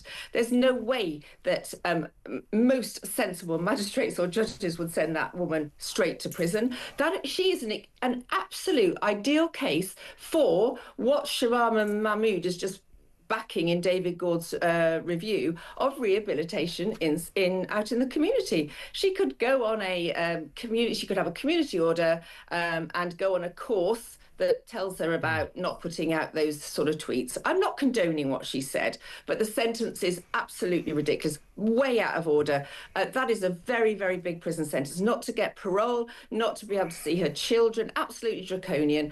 It's two-tier justice, and it wouldn't happen under our watch. I'll tell you what, Sarah, that is a straight answer to a straight question. You will never succeed in politics, I'll tell you that. I'm serious. So thank you so much for that excellent answer, and thank you so much for talking to me. Great to meet you. Take care. Sarah Pochin now, the new MP for Runcorn for Reform UK. What do you think about what she was saying about Lucy Connolly? I don't know if you're watching the show yesterday. Could I get a straight answer out of the Shadow Justice Minister, Stephen Mullen? Kept saying to him, so what's the policy? Is the Tory party against Lucy Connolly getting 31 months? Do they think it's too severe or not? He wouldn't answer. Sarah just did. I think it's too severe. I don't think anyone should ever go to jail for what they post on social media in a free Western democracy that, like Britain is supposed to be. I don't think anyone should go to jail. But 31 months, do me a favour. Let me know what you think. 0344 499 1000. When we come back, we'll be talking about Donald Trump. We have much to discuss with him. He's planning, apparently, to delay his scheme to hit the EU with 50% tariffs. That's a shame, isn't it? We'll talk about that after this break. Stay where you are.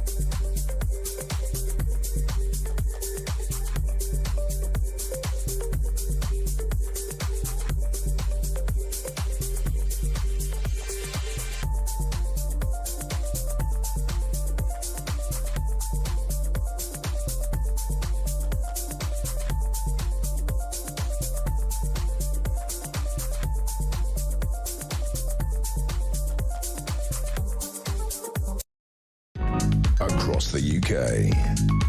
On DAB+, on your smart speaker, on your smart TV, and on your side. This is Talk. Welcome back. In a little while, I'm going to be talking to royal commentator and biographer Angela Levin, because it is the final episode. I've seen the bunting out and I've seen people drinking champagne. I wondered what it was. It's because Meghan has reached the end of her podcast series. It's the very final edition of Confessions of a Female Founder, a series that broke all records in failing. Hardly anyone watched it. It was so boring. It was unbelievable. But within like a week, it had fallen out of the top 100 in the podcast charts. I think it's down to about number 1,000 right now or something like that. Terribly dull. The trouble with Meghan is she has no idea how to be entertaining. She swallowed a massive great bucket full of boring pills at some point in her life, and now constitutionally it's in her DNA. As soon as she opens her mouth, everyone falls asleep. We'll talk about that in just a little while, but first of all, let's go over to Phoenix, Arizona, and talk to LaDonna Harvey, host of the morning news show there on KTAR. Good morning, LaDonna. Good morning, Kev. Good to see you. Always a pleasure. Before we talk, let's have a look at your president. Here he is telling families of the war dead that he has everything. Take it away, Donald. Immense and ultimate sacrifices they offer. Only the faintest glimpse at the infinite grace we have received from all who laid down their lives for America over the past 250 years. We're going to have a big celebration, as you know, 250 years. In some ways, I'm glad I missed that second term where it was, because I wouldn't be your president. For that most important of all, in addition, we have the World Cup and we have the Olympics. Can you imagine? I missed that 4 years, and now look what I have. I have everything. Amazing the way things work out.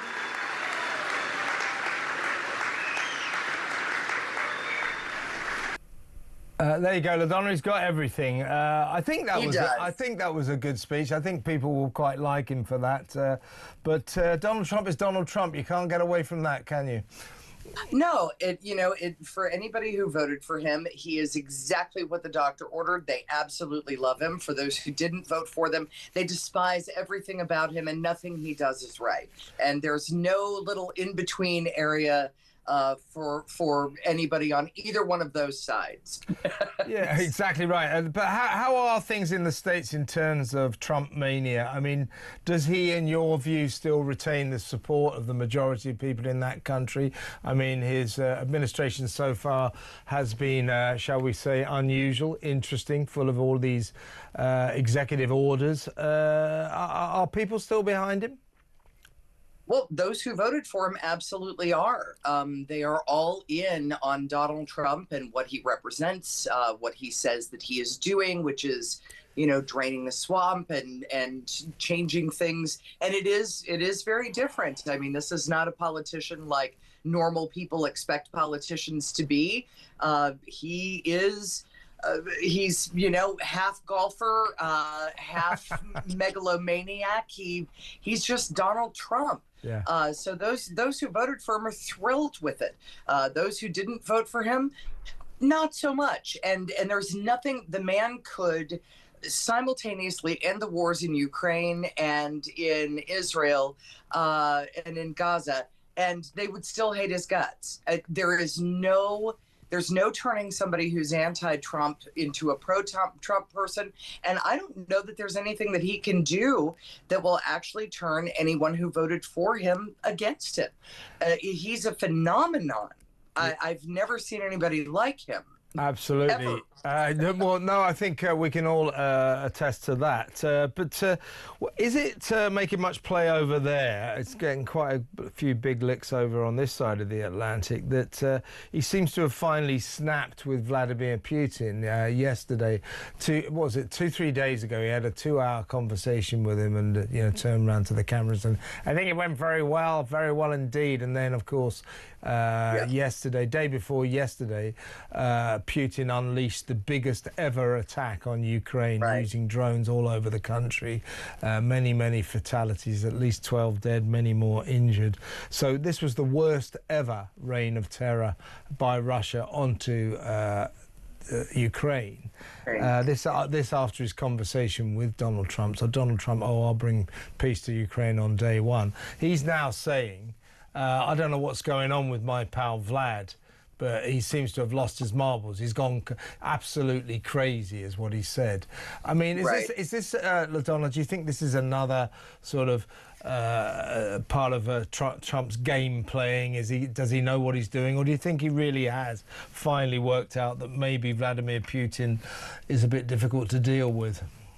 I think he's finally figuring out that Vlad is going to be very difficult to deal with. Vladimir Putin is not interested at all in ending the war on Ukraine under any terms other than his own, and that is to, be able to annex a substantial part of Ukraine again, to add to Russia. Vladimir Putin is terribly afraid of Europe. He is terribly afraid of Ukraine having relationships outside of Europe and thinks of it as a monster threat to what he sees as Russian dominance in the area. He doesn't want anybody to succeed beyond what he's succeeding at. And he's going to do anything he can to stop it. And I think Donald Trump is finally realizing, no matter what Vlad tells you, he's still going to stay in Ukraine. He's not going to back off. Indeed, and Vladimir Putin telling him not to get emotionally overwhelmed by the situation. Right. So those two firing brickbats at each other across the world. So interesting times. Good to talk to you, LaDonna. Thank you so much. LaDonna Harvey there. She is the anchor for Arizona Morning News on KTAR Phoenix over there. So also, old Trump has now sort of backtracked on his pledge to hit the EU with 50% tariffs from June the 1st, apparently after an encouraging call from Ursula von der Leyen. Trump saying, I received a call from Ursula von der Leyen, President of the European Commission, requesting an extension on the June the 1st deadline on the 50% tariff with respect to trade and the European Union. I agreed to the extension until July the 9th, 2025. So we will watch that situation with interest. We're going to go to break now. When we come back, it's time to talk about Meghan and her podcast, Confessions of a Female Founder. It is apparently the last edition. The last episode is now out. And I just want to say to Meghan, do you promise this is the last one? You really absolutely do promise, because I don't want to get our hopes up and then you bring out another one, all right? We'll be talking to Angela about that after this break. Stay tuned.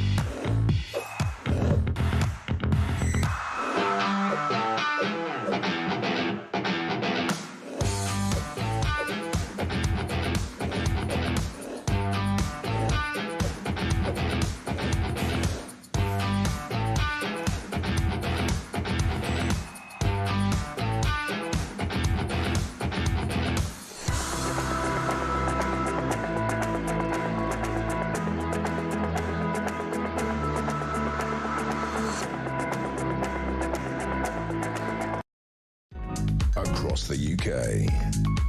On DAB+, on your smart speaker, on your smart TV, and on your side.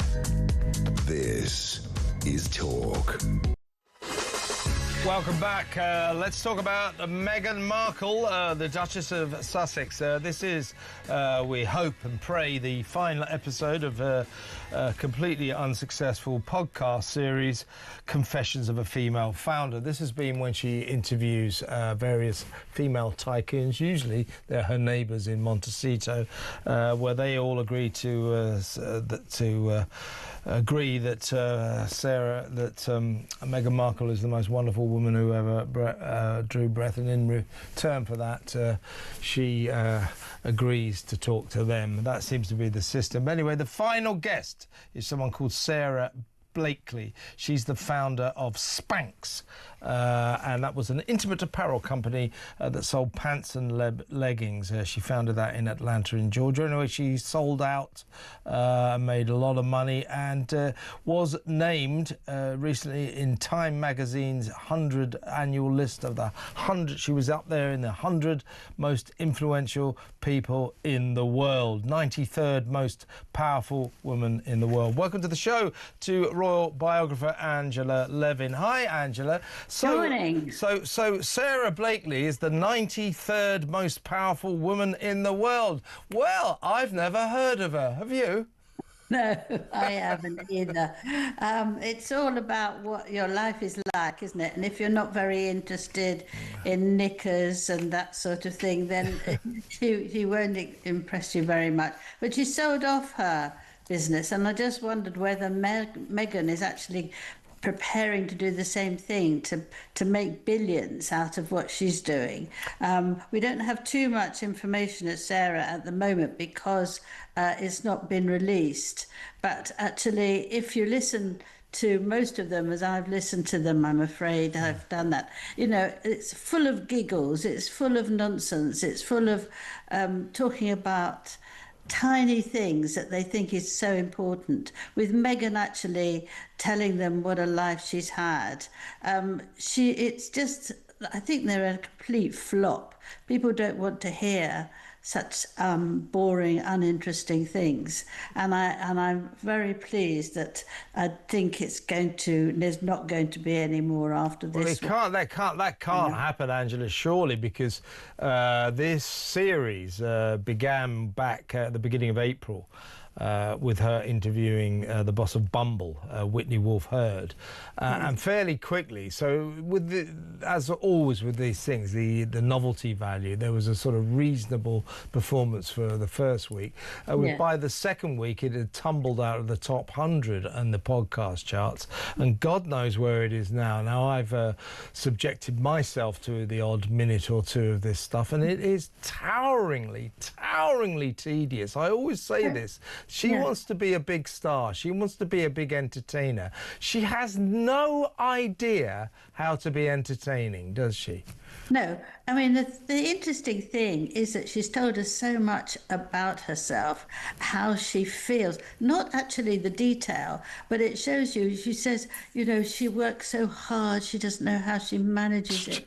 It's been so difficult. But, you know, she had 80 people in the house that she borrowed to do the cooking. So she really didn't have to do anything. She didn't have to cut up things or think what's happening next. It was a huge number. But she pretends they're not there and goes on about how her life is, and it's so tiring, and she's got to be so many different things. She's got to deal with it. She's got to be a mother. She's got to be a wife. It's so very difficult. For her, because how's she going to manage? Yeah, I'll tell you another thing, Angela. She's got to be a mum, and she only hires one full-time nanny. And we're pretty much certain now she also only hires one full-time chef. I mean, this woman, she's a superwoman, isn't she? It's unbelievable. But this is her trailing this new episode. So this was at the end of the last Confessions of a Female Founder podcast. So here she is trailing this new one, the final one with Sarah Blakely. Take it away, Meghan. Next week, we're talking to a founder who sold a majority stake of her billion-dollar brand to build something completely new and very unexpected. I spent the first 4 years quietly with two girls that make bras. None of us have one idea how to make a shoe, but I didn't know how to make shapewear either. And I always say to people, when you don't know how something's supposed to be done, you're ensured you're going to do it differently. And that's where innovation is. Can you guess who it is? We'll see you next week. Of course, we can't guess who it is. No one knows who this woman is. But this is, you know, I mean, just listening to that, you go, oh, I now understand why this series has been such a disaster. Just that little clip was just boring. You want to fall asleep, hopeless. Yes, there's another thing when she talks about when she lived in a tiny little flat and she had her wardrobe. She had to go, people had to go through the bedroom, through the toilet, even through the rest of the bathroom, and then she could find it. It was very difficult for her because the cupboard wasn't in the right place. Oh, the hardship. Oh, the hardship. How Exactly. has she managed to survive? So, listen, the one thing I would say about her, let's talk just briefly her various business efforts. The one thing I will say about her, she does try. I mean, she's quite tenacious. I mean, all of these ideas are terrible. But as ever, right, the sort of online tat store where she's trying to flog kind of pretend jam and honey for $28 a jar, etc., etc. Well, I got some of these products and we tried them last week and the week before, and let me tell you, I tried the raspberry spread, because it can't be called jam because there's not enough fruit in it. And also, I made the cookies. I made them myself. Took hours. Did you? Very difficult. They're both all right. They're okay. They're nothing special. My point is, no one's going back to buy this stuff twice. They may have bought it first time round, novelty value, intriguing. Let's try Megan's products. No one is going back to spend $14 on a jar of non-jam again. So No, I don't believe that this business is going to work, and we hear, Angela, that in fact after the first round of sales on day one, no products have been available. As ever, isn't going to last forever, is it? No, well, that's right. And a lot of people who've tried to buy it, like you did, you were jolly lucky you got it for your money. But actually, people are getting very angry because she hasn't sent anything when they've just paid for it. And there is no idea of they will actually be getting anything. Nothing. I think she gets very fed up with things. She's very excited. She wants to plan them. She tells everybody months before they come out. So people get a bit bored by the time they do actually get out, and then she doesn't really want to carry on. She wants to do something completely different, and I think that it's one of the reasons why she talks to all these women to see what they're doing and how she can actually. And also, Angela, to be compared to them. She's like, I'm a very successful businesswoman, and now I'm talking to this other very successful businesswoman. Well, the other woman might be very successful. Megan, not so much. Meanwhile, though, what the hell right now is Harry up to? Is he doing anything at all? We learn now that soon he's going to launch some kind of commercial venture.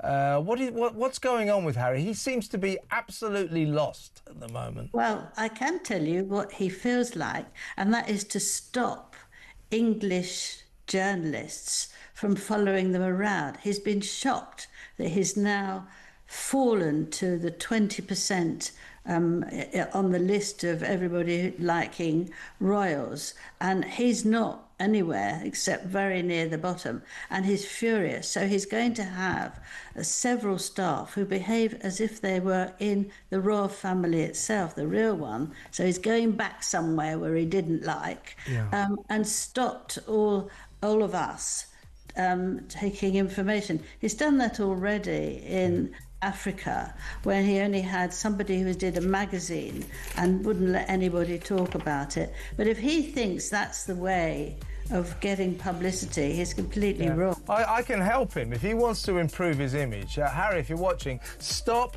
behaving like a prat and a spoilt brat.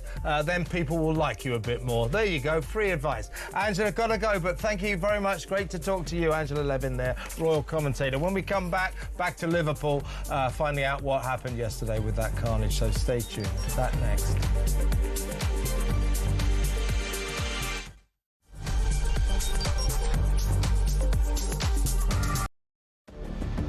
I can announce this government will begin the biggest sustained increase in defence spending since the end of the Cold War.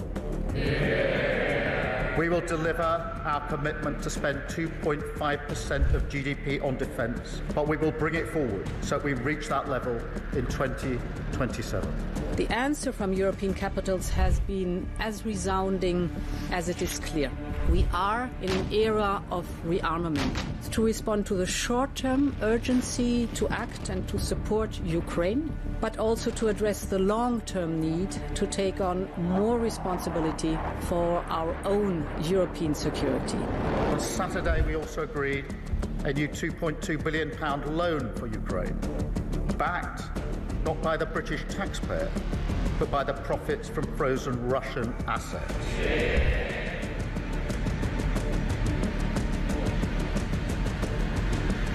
It is my pleasure to bring from His Majesty the King a letter. He sends his best wishes and his regards, of course, but he also asked me to bear this letter and bring it to you.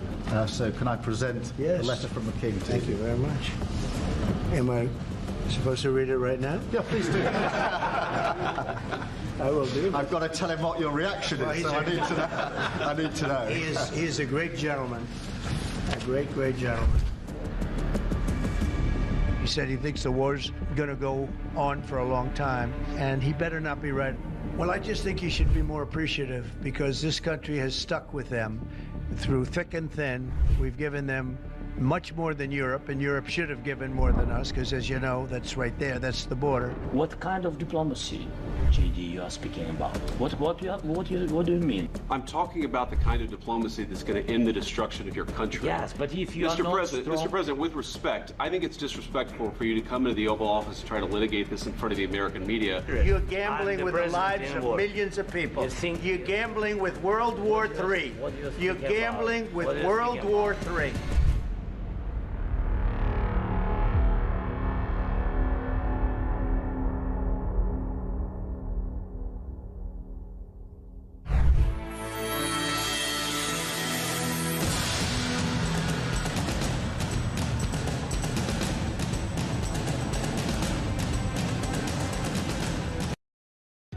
Across the UK, on DAB+, on your smart speaker, on your smart TV, and on your side.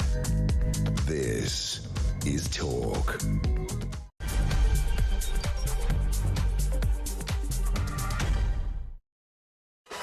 Do you want to know one of the reasons why this current socialist government of ours is such a load of crap? Why they're useless?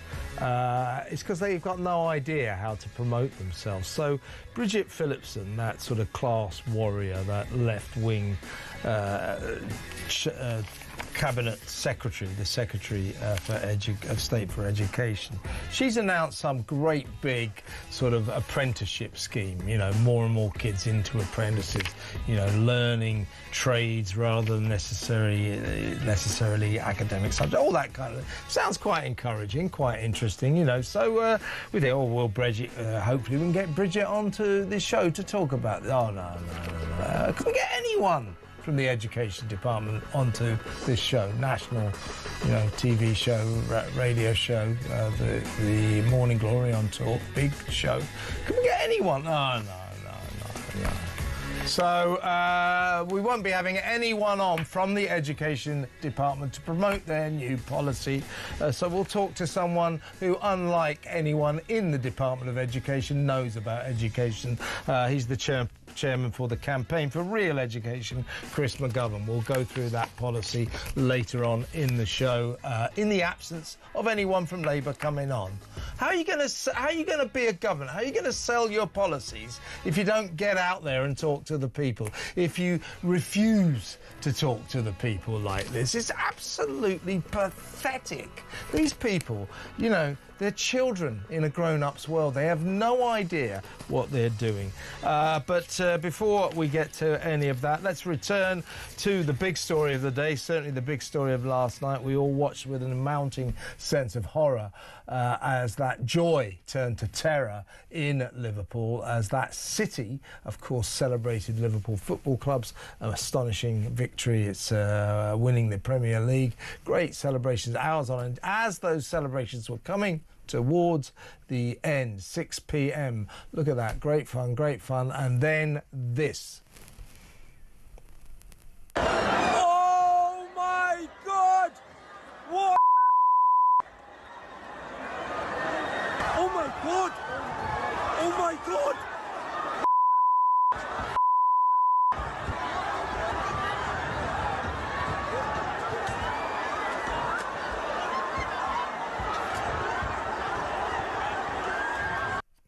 Yeah, people mover there, sort of ploughing into the crowd. It was reversing and then back forward. 47 people injured. 27 are in hospital now, so serious injuries.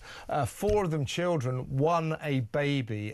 This driver was seen actually driving at a baby. Here is Merseyside Police Assistant Chief Constable Jenny Sims. This had been a joyous day in Liverpool, with hundreds of thousands of people lining the streets to celebrate Liverpool Football Club's victory parade. Sadly, at 6 o'clock this evening, as the parade was drawing to a close, we received reports that a car had been in a collision with a number of pedestrians on Water Street in Liverpool city centre. A number of people have been injured and were taken to hospital. The car stopped at the scene and a 53-year-old white British man from the Liverpool area was arrested. We believe him to be the driver of the vehicle.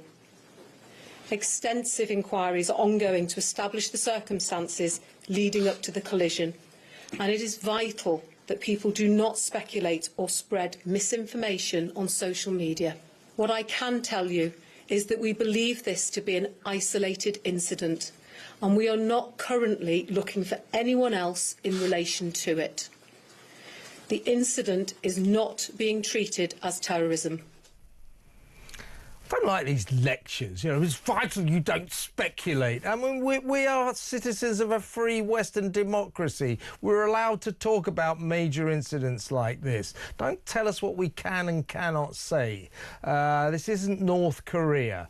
But one of the questions we're going to be asking, since she didn't mention it, is why was this street, Water Street, right in the middle of central Liverpool, so available to this guy to drive into? We know what's happened so often before when vehicles mount pavements and career into crowds. It's happened in Germany a couple of times, happened in Nice a couple of years ago, didn't it, when that truck drove onto the promenade and hurt all those people, killed people. So we know about this form of terrorism. So why was a vehicle allowed to get into Water Street, get among the crowd? That's the question. Of course, Jenny Sims and the Merseyside police, and quite rightly, as far as I can work out, stressing this is not terrorism. The person arrested, who they believe is the driver, is a 53-year-old white guy. So probably not terrorism, not, as some people might have speculated, some kind of Islamic incident. So I think the police are right to reveal that information. But going forward, we're going to want to ask how come a car was able to drive into that crowd? Why weren't all the streets blocked off? Surely. Anyway, earlier on in this show, for the first hour from 6 until 7, I had former Met Police Detective Peter Blexley, and he had this to say on this incident. Well, I've had the great pleasure of spending a lot of time in Liverpool in recent years, and this is not far from the Liver building. It's not far from the famous Beatles statue, that part of Liverpool, which is really the beating heart of the city. Yeah. So, yes, of course, there will be questions. But I really think the point that you raise about how quickly Merseyside police got the information out last night about the man that had been arrested, which stood in stark contrast to what happened at Southport. After those appalling murders at Southport, there was a void, a vacuum. Well, there's actually of misinformation. There was actually They were telling us that the perpetrator was a young lad from Cardiff, you know. Well, that was put out by not Merseyside police, but by somebody who had mischief aforethought, shall we say. And so what happened, because really Merseyside police lost any control of the information flow. They screwed it up in Southport. spades, didn't they? Hugely. They screwed it up in spades. Absolutely. They clearly did not want to make the same mistake yesterday. So within a couple of hours, that information, within an hour or so, that information was being pumped out to the media in order, of course, to stop quell a potential. repetition. Yes. There's a benchmark being set last night, a very important benchmark. And if our police are going to be consistent in any way, shape or form, when inevitably, tragically, there will be another terror attack in the UK, and it galls me to have to say that, but there will be. Let's see what the police response is like in terms of releasing information. A benchmark has been set now by Merseyside police. We don't want two-tier communication. Why Water Street was left open? Policing is all about control, okay? They like to control crowds at football matches. They like to control the public. They control themselves. In fact, many of them go home and control their partners, which is why so many of them get divorced. Shouldn't laugh about this. it. Right? Policing is about control. And there you see a very senior police officer clearly trying to control everyone, and that's just not going to happen. Yeah, you can overstep that control.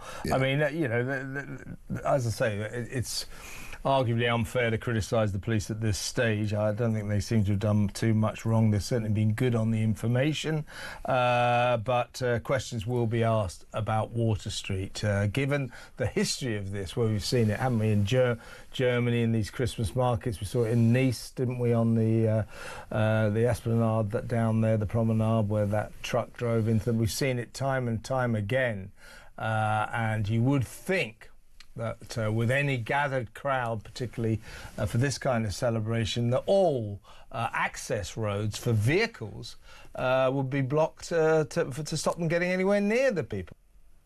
Welcome back. Let's go straight over to political commentator Candice Holdsworth. Morning, Candice. Morning, Kev. Before we move on from that, just very, very quickly, as I say, very early days, doesn't bear too much discussion. We need to find out what went on in Liverpool. But I imagine the narrative going forward is going to surround why that vehicle was able to get into Water Street. Surely all access to those streets where the crowds were thronging, as it were, should have been blocked off. How did it manage to get in there? Yeah, that's the relevant question to be asking now. I mean, as we've seen in so many incidents, so many horrible incidents, there are people who will look to exploit, you know, big mass public events like this. So absolutely, you know, whoever is in charge of security should have foreseen that something like this could happen. Obviously not exactly this circumstance, but that it poses a security risk. So I think that's 100% the question we should be asking now. I think one thing that struck me, though, watching those images, was the bravery of the crowd. You know, people could have just run away and thought about themselves, but they tried very hard to stop the car and stop the driver. And I think that was the sort of thing that I took away from that. Absolutely. You know, we'll find out in the fullness of time exactly what the motivation was, but as I say, it was a 53-year-old white guy they believe to be the driver, so it doesn't seem like, certainly Islamic terrorism appears to be ruled out. In fact, the police are ruling out any form of terrorism, so the big question going forward will, of course, be why. Why did this happen? What was the motivation? We'll leave that hanging there. Later today, Candice, in fact, in about 2 3/4 hours, 11 a.m, Nigel Farage will be giving a big keynote speech on tax, cashing in on the chaos engulfing Keir Starmer and his administration, because they're having to backtrack so wildly in a panic-stricken way on the various tax measures that they've had to bring in. They're talking about restoring, at least partly restoring, the winter fuel allowance, and also cutting back on some of the benefit cuts that they've had to make. So real mess going there, but Farage will announce he's going to fully restore, no questions asked, no ifs, no buts, the winter fuel allowance. Every pensioner will get it, and also he's going to give tax breaks to young couples who get married in order to try to do something about our falling birth rate. But essentially he is making hay while the storm clouds gather over Keir Starmer and his chaotic regime. I think it's very shrewd of Nigel Farage and Reform to have picked up this issue, and they did it from the beginning. They were very critical of the scrapping of the winter fuel allowance. They were in touch with voters, particularly in the red wall seats. They knew this would go down badly, and they were proven absolutely right. I think Labour have shown that they're no longer in touch with their heartlands and no longer in touch with their base, and they don't want to fully reverse scrapping the winter fuel allowance, so they're trying to find a fudge. I mean, they just expended so much political capital for so little savings, relatively. I mean, you're not really saving that much. What I do find interesting, though, is that Reform are now sort of a kind of new kind of small c conservatism. Maybe not entirely new. Maybe it's pre-Thatcher, right? So it's, you know, conservatives that are okay with public spending. So, you know, things like the winter fuel allowance, state help for couples who want to have a baby. But you see similar trends in the US with Donald Trump, because Donald Trump is happy to do that as well. You know, he'll cut taxes for who he believes are the wealthy and the productive, while also using the power of the government, the power of the state to help people. He said he wants to make Florida the fertility capital of the US. So I think that there are sort of changing attitudes. I think the nature of conservatism is changing, and I think people are okay with a bit of government help. Well, the winter fuel allowance saved £1.4 billion, which in the great scheme of things, in terms of a national government, is peanuts, basically. So once again, you have to say, well, why self-harm by getting rid of it? Why did they do this? Now, also, I think we have to take very careful note of what he sort of semi-announced in the Commons last week, old Starmer. People say, oh, it's an astonishing U-turn on the winter fuel allowance. Is it? Is it? What they did with the winter fuel allowance, they basically, after axing it, they said, oh, well, some pensioners will do it. As long as they fill in this form with 250 questions, they'll still get it. So, in other words, it became means-tested, very strictly means-tested. All he was indicated last week is that means test will become slightly less draconian. He is not restoring the winter fuel allowance. The only way to do that is to do what it used to be, is to announce what it used to be. That is, every pensioner gets the winter fuel allowance. Everybody on an old age pension gets that allowance. If he doesn't announce that, that's not a U-turn, is it? Yeah, I don't think they can even claim integrity on this issue. It's not even a matter of principle for them, clearly. I mean, people I spoke to said they didn't like the idea of very wealthy people getting the winter fuel allowance. Fine, you can talk about that, but that was never the position that Labour took. They took it away from everyone, and I think that they're sort of trying to stand in the middle, have a little fudge. It won't work for them. People just see them as weather vanes. They will think you did this, and now you're backtracking because you've lost votes. You don't know what you stand for. You're in a mess. And he also said there'll be an announcement at the next fiscal event. People thinking, What do you mean by that? I think he means, I mean, if we translate that into English, I think he means the next budget, which is October, which will be too late to do anything about the winter fuel allowance. It will already be getting cold by then. So they better get their skates on if they're really going to do something about this. Yeah, well, I think they've already lost support. I think this was hugely damaging, hugely destructive. I don't think there's any coming back from this, because I think that fundamentally what happened is they broke trust with their base. I mean, people I know who live in the north, who've voted Labour their whole lives, they could not understand this. They did not know why they were doing this. Why are you scrapping the winter fuel allowance? This just isn't us. And I think that once that happened, once that crucial trust is broken, and when you've got a very credible alternative like reform, why would people go back? They won't. They've got no reason to.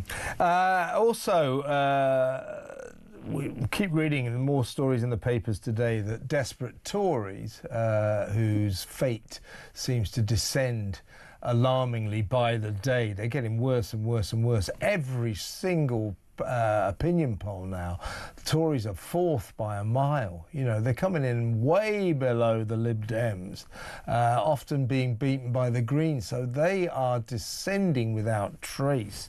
So every day you hear, oh, bring back Boris, bring back Boris. Papers all over it again today. These Tories who say, let's be saved by the popularity of Boris Johnson. Yes, he's an entertaining character.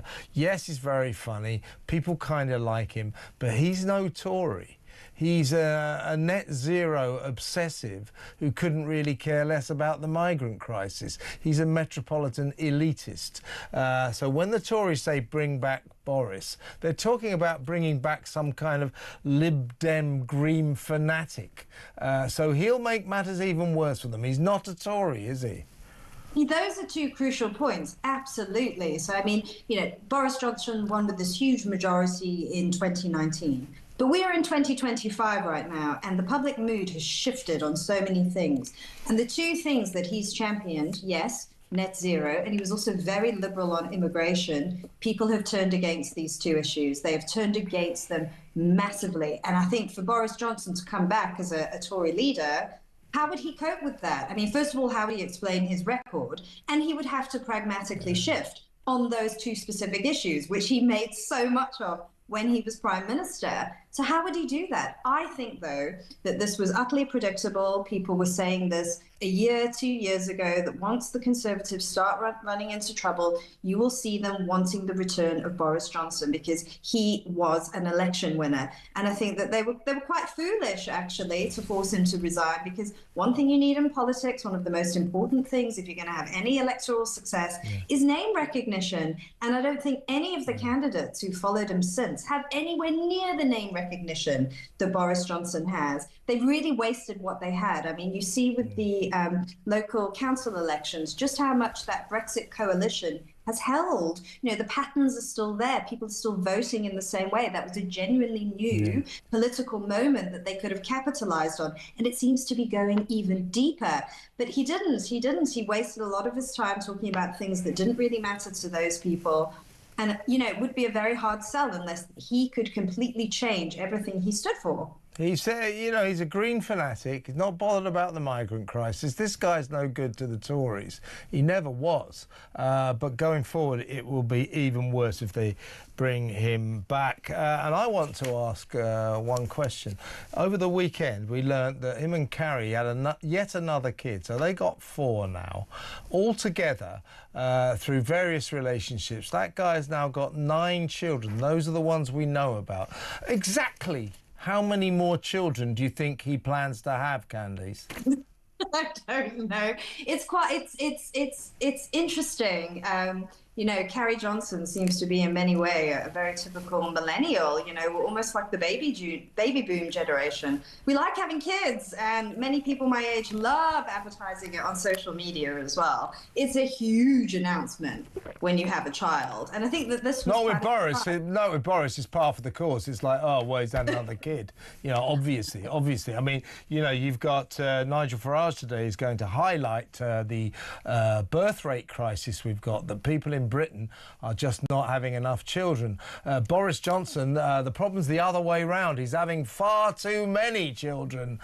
We can't have all these little Borises running around. One is quite enough. Candice, great to talk to you. Thank you so much. Candice Holdsworth there, political commentator. When we come back, Ross Clark, Sun columnist. We'll be talking to him. Stay tuned.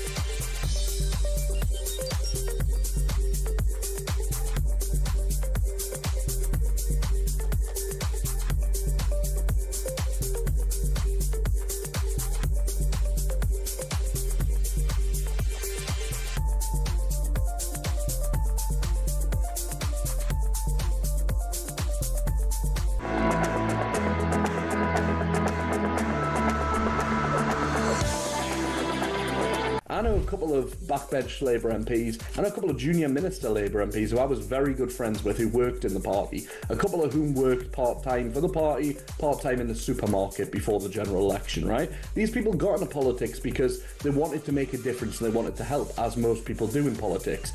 And they got there on these beliefs, these core beliefs that they thought were shared by the leadership of their party. And then they were asked to vote and support for things that were completely against that. Across the UK, on DAB+, on your smart speaker, on your smart TV, and on your side. This is Talk. Welcome back. Right, this is the section where we talk to, it says Sun columnist. We always talk to one of the columnists in Britain's brightest best-selling newspaper, The Sun, part of this company, of course. They are our brothers and sisters at arms. Now, let's go straight over to today's Sun columnist. He is Ross Clark. Welcome, Ross.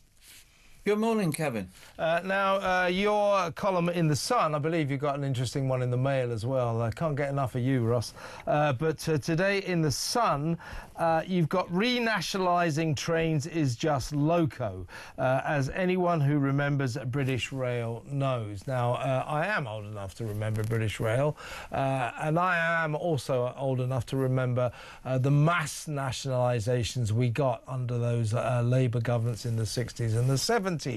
Now, well, my mother, for example, when I was a kid, if my mother wanted to buy a washing machine or a cooker, she had to go to a national showroom because that was owned by the government. That was the gas. That was the, you know, everything was owned by the government. And as we know, the thing about governments is they couldn't run a bath. So, as you imply in your excellent column in The Sun today, Ross, the idea, as was mooted yesterday, that the renationalisation of South West Rail will herald a bold and wonderful new golden era of nationalised rail travel is nonsense. It will be a disaster, just like British Rail was in the past. And indeed, tell us what happened on this fantastic debut journey of this new nationalised South West Rail. Tell us what happened. Well, you'd have thought that if the government's going to sort of start this, you know, make a huge thing of this new dawn for the rail system, as they call it, they'd have first checked the timetable, because if they had done, they'd have realised that the first train under the renationalised South West Trains was going to grind to a halt and be replaced by a rail replacement bus after a few miles. Which is what happened, and rather sets the tone for this, I'm afraid. The idea that the performance of the railways is going to improve under nationalisation? Well, I say let's look at the. There are 3 franchises which are already in public hands, actually. Northern Trains, Transport for Wales, and ScotRail. All the trains in Wales and Scotland, all the local trains in Wales and Scotland, are now run by public hands. Well, I say, what is the performance of those rail companies? Northern Trains is sort of bouncing along the bottom in terms of punctuality. It cancels more trains than all but one other operator. Wales and Scotland, similar story. Scotland's just had almost continuous strikes since the services were renationalised in 2022. Transport for Wales, again, you know, lousy performance. So, I mean, that is the sort of real world, you know, test bed, if you like, for the overall renationalisation of Britain's railways, and it's not looking very good at all, I'm afraid. And I would sort of, anyone who says, oh, nationalisation is a great idea, all people who say nationalisation of any industry is a good idea are people who don't remember nationalisation, who've never experienced nationalisation. It is invariably a passport to disaster, because you're talking about governments, right? Governments, they are populated by people who've never worked in the private sector, never worked for proper companies. They've just been spads in Westminster and then they become ministers. They don't really understand the real world. Now, as I say, some of us can remember British Rail. It was a disaster. And let me tell you, I know that we'll look back on the years of privatisation of the railways and say, oh, well, a lot of the trains didn't run on time. Compared to British Rail, the last 4 decades or so have been a sort of modicum of brilliant rail transport in this country. This nonsense going back into mass nationalisation is a ticket to, I would suggest, chaos.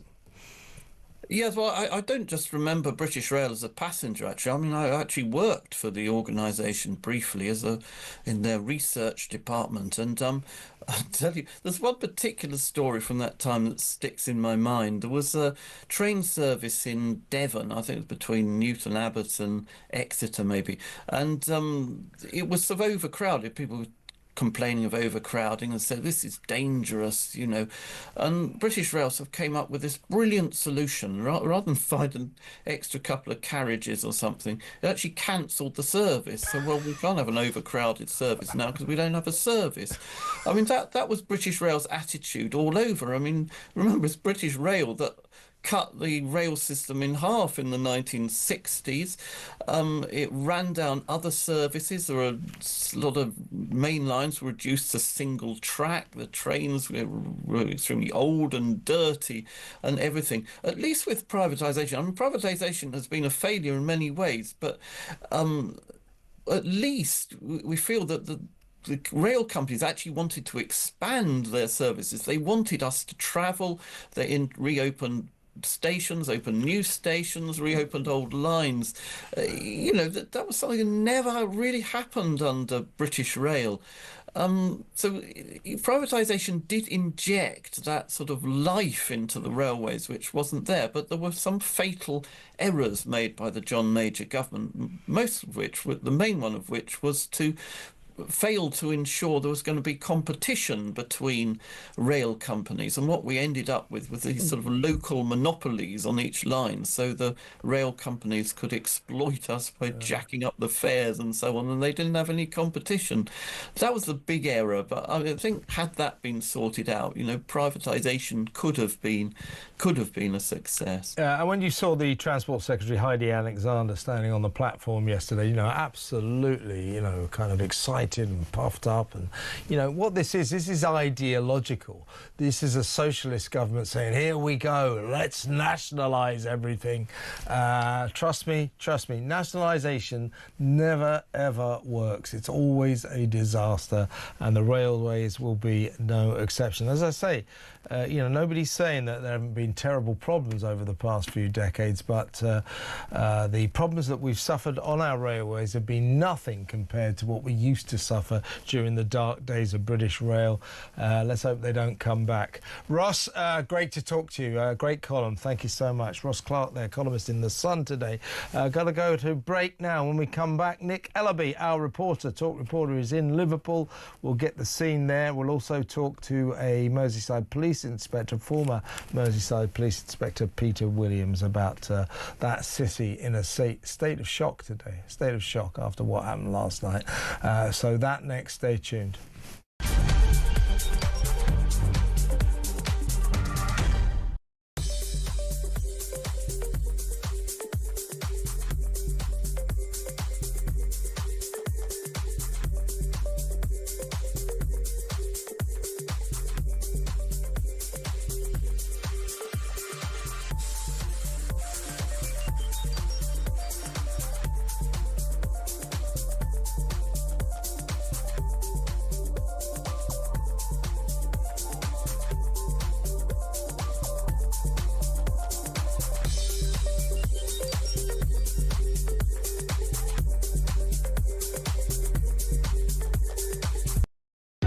Across the UK, on DAB+, on your smart speaker, on your smart TV, and on your side.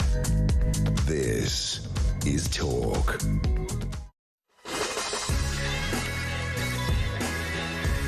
Welcome back. We need to look into what's going on in the marriage of Monsieur Macron and Madame Macron after Madame Macron punched the President of France in the face when their plane landed in Hanoi. Boom! See her hand smashed. So we'll be talking to a French journalist fairly soon about the dynamics of that, shall we say, unusual marriage. He's 47, she's 72. They met him while he was a 15-year-old pupil and she was a 40-year-old teacher. So it's not exactly a particularly normal relationship, but now she's punching him. So we'll try and find out what's going on chez Macron, shall we? We'll do that later on. But let's go back to Liverpool now. Obviously, these awful scenes last night, as scenes of great joy. For hours, the city had been celebrating Liverpool Football Club's astonishing triumph in the Premier League. They won the Premier League. The city was, in a great state of celebration, hours on end. And then suddenly, towards the end, just after 6 p.m., there they are celebrating. Suddenly, in came a people mover, somehow got into this area and drove at people. 47 people injured, 27 still in hospital right now, 4 children, 1 baby, we understand. So horrible scenes of carnage. The Prime Minister commentating, well, obviously we feared maybe this was some kind of terrorist attack. Well, it looks as if they've arrested a 53-year-old white guy who they believe to be the driver of this people mover. So the implication is it's not terrorism, certainly not Islamic terrorism. Well, let's go over to our man on the scene, talk reporter in Liverpool, Nick Ellaby. Hello, Nick. Good morning, Kevin. Well, first of all, the sort of dreaded question, what is the atmosphere like in Liverpool today? Because what happened last night, punctured a scene of great celebration. The whole city, or at least the Liverpool fans, celebrating this remarkable win on the Premier League, and suddenly it turned to horror, to terror. Rather spoiled yesterday's day. What's the atmosphere like today? Oh, I think shock and sadness at the moment. I mean, thank God no one yet has lost their lives. As you say, 27 people we know were injured when a black SUV drove at people on the street behind me. Water Street in the centre of Liverpool. We're right by the docks near the Liver building. And the police and the emergency services gave us that update that 27 people were taken to hospital. A further 20 were treated for their injuries at the scene. 4 people seriously injured. We know that 2 people very seriously, possibly critical, 4 children injured as well, and 1 child seriously hurt. The fire service told us last night that when they arrived on the scene, just 4 minutes after they got the word, at 6:07 they arrived here, fire crews arrived here, at 11 minutes past 6 to find 4 people under a car, one of those 4 a child. They've been taken to various hospitals around Liverpool and the Liverpool area. As I say, another 20 people treated at the scene. We know local restaurants turned into triage centres. The people of Liverpool and the emergency services reacted really, really quickly to prevent maybe this unfolding into an even worse tragedy. And the police are asking people not to share any footage they have of the incident, but instead to give it to the police.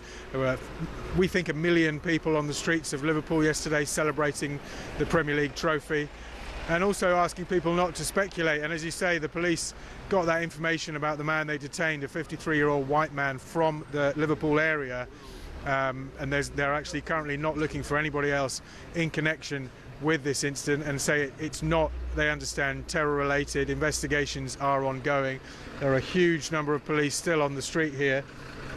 We're told that fire crews as well will remain on the streets for the next few days, just to reassure the public.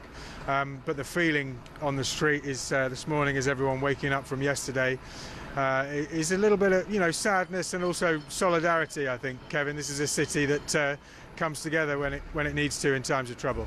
And some of the crowds very bravely reacting to what was going on, and actually literally physically standing in the way of the people mover, trying to kind of stop its progress, smashing the windows, so on and so forth. So a lot of people put themselves in danger courageously in that situation.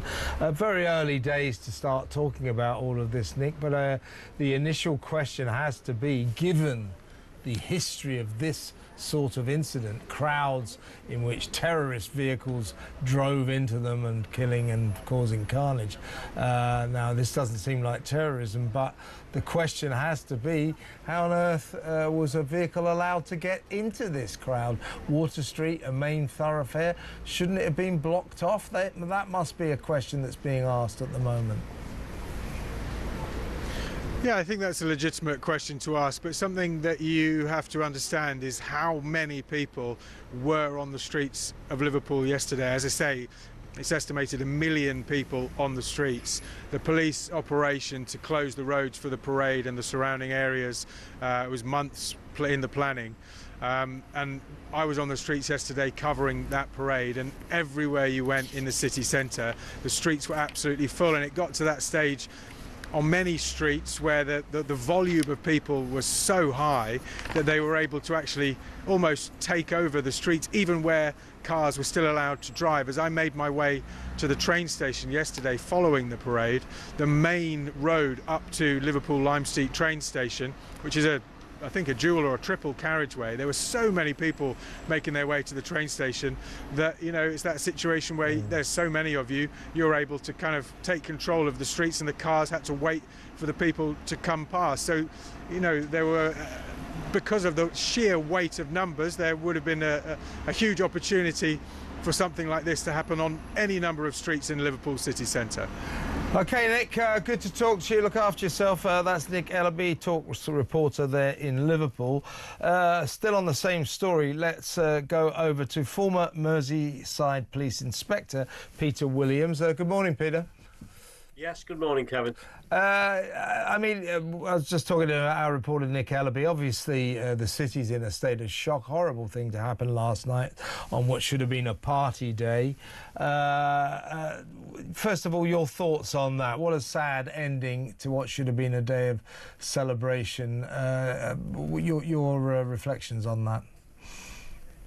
Well, very much so. I mean, Nick has just said that he estimates the numbers near 1 million people in the city centre, and I live on the outskirts, and I was sort of early-ish yesterday morning. I was on the M62, which comes into Liverpool. I live not far from there, and then the traffic even then was nose to tail, so it was obvious that there's going to be heavy concentration of people and vehicles as well.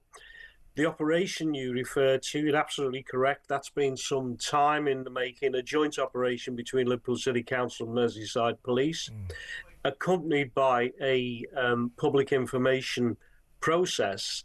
And I know that area pretty well, travel down there a couple of times a week, and there's been notices all over the city centre giving details of the route and the fact that the streets will be closed off to vehicles and the like. So yesterday, given all that, and given the scenes that we saw and was able to watch on the television, despite the weather, there was a party mood. And of course, this incident, tragic incident, happened, and that actually, absolutely shocked everybody, including myself. Yeah, very sad for such a happy day to end like that. As I keep saying, it's very early days to start micro-analysing what happened, but clearly the narrative as the kind of post-mortem unfolds will be this. The big question is how was a vehicle, that people mover, able to get into the crowd on Water Street in the middle of Liverpool? I mean, from an outsider's point of view, we're saying, well, surely that should have been blocked off. How did that vehicle get in? I mean, given the history of these kind of incidents where more and more we see these tragedies where vehicles plough into crowds for nefarious reasons. So that would be the question. Why wasn't this street completely blocked off? How did that people mover get in there? Well, that obviously, as Nick said there, that's very much a legitimate question which they'll be looking at if they going forward as to how that vehicle actually ended up in that position. Given that, as I mentioned before, there's been for the past fortnight, there's been details of the fact that all streets will be closed to vehicles, and the fact that one is within the cordon is surprising. But I think that the investigation obviously will reveal how that happened. They've already ruled out from the press conference last night that we know that this was there was no terrorism motive here, which indicates that they've got some idea as to what has actually happened. But as the investigation progresses, and it's been declared a major incident, so it will be led by the major investigation team. The facts will emerge and hopefully a fuller picture. And the Assistant Chief Constable did say last night, Kevin, that there will be further updates for the public going forward. And I suspect that the question that you've just posed to me will be one of those that hopefully they will be able to answer. They've got to be guarded because the likelihood is there'll be due process following this. Of course, yeah. So they're going to have to be guarded as to what they can say, but I would have thought that they would be in a position at some stage to share that information with the public.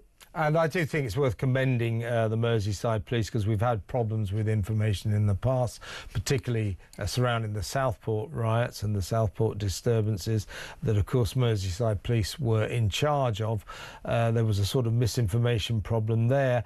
Well, fair play to Merseyside Police this time. They have really stepped up to the plate and revealed as fast as humanly possible that the person they've arrested, who they suspected was the driver, is a 53-year-old white guy, and they've said no question of terrorism. So I think it's good that we've got that level of transparency going on. Peter, really good to talk to you. Thank you very much for your time. Peter Williams there, former Merseyside Police Inspector. We're going to go to break now. When we come back, we're going to talk about a rising problem, yet another rising problem for this government. They've already settled up with these militant medics, giving junior doctors a big pay deal and consultants earlier on in the year. Well, now these medics, these doctors, militant resident doctors, they're launching a strike ballot over NHS pay, and they're calling for workouts now. I wonder just how far this Labour government can go with this lot. Labour's, their knee-jerk response to any set of workers going out on strike, public sector, give them the money. That's what these socialists do. Well, this time I don't think they're going to be able to. There may be trouble ahead, folks. We'll talk about that after this break.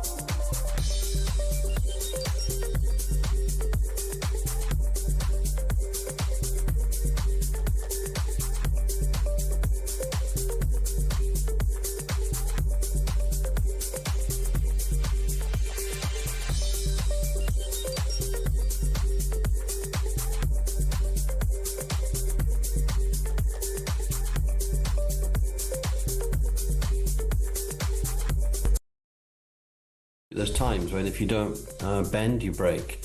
And this is the time for the government as a whole to bend. It's time for Rachel, on behalf of the government, to say, look, we made a mistake. We're going to do this better this time. We're going to give it to everybody and tax it away, or we're going to find a way to link it to the lower bands of council tax, find some way to link it to a reasonable and a fair way of distributing it. You have to acknowledge something went wrong, and that's a strong politician who does that. It's only weak politicians who pretend that nothing ever happened.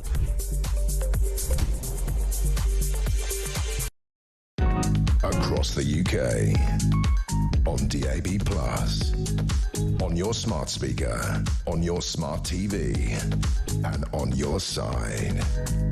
This is Talk.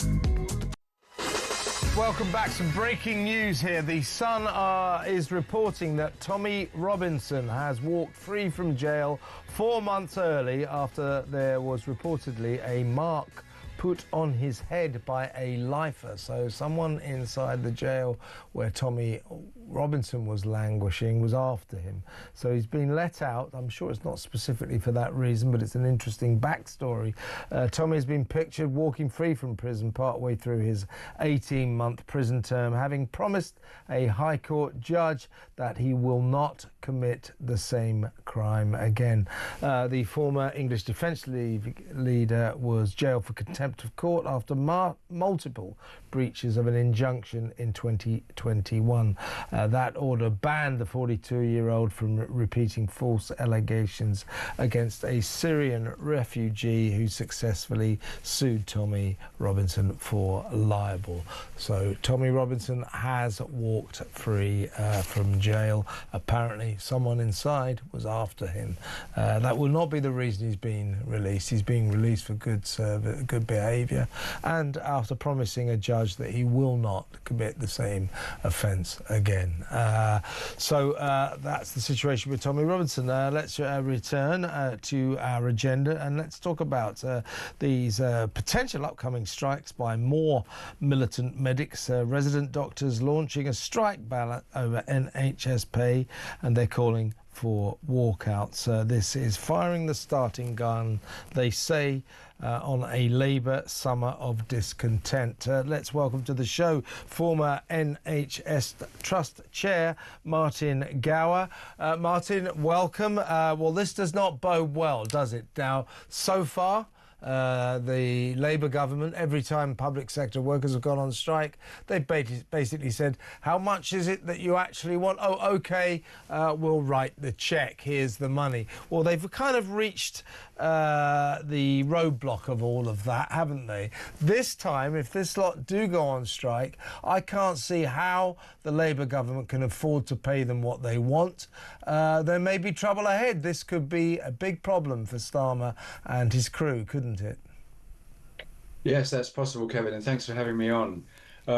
It's obviously very disappointing when doctors, people of professional standards and supposed integrity decide to go on strike. When I was their age, the last thing I would have seen were doctors going on strike. It was rather left to others.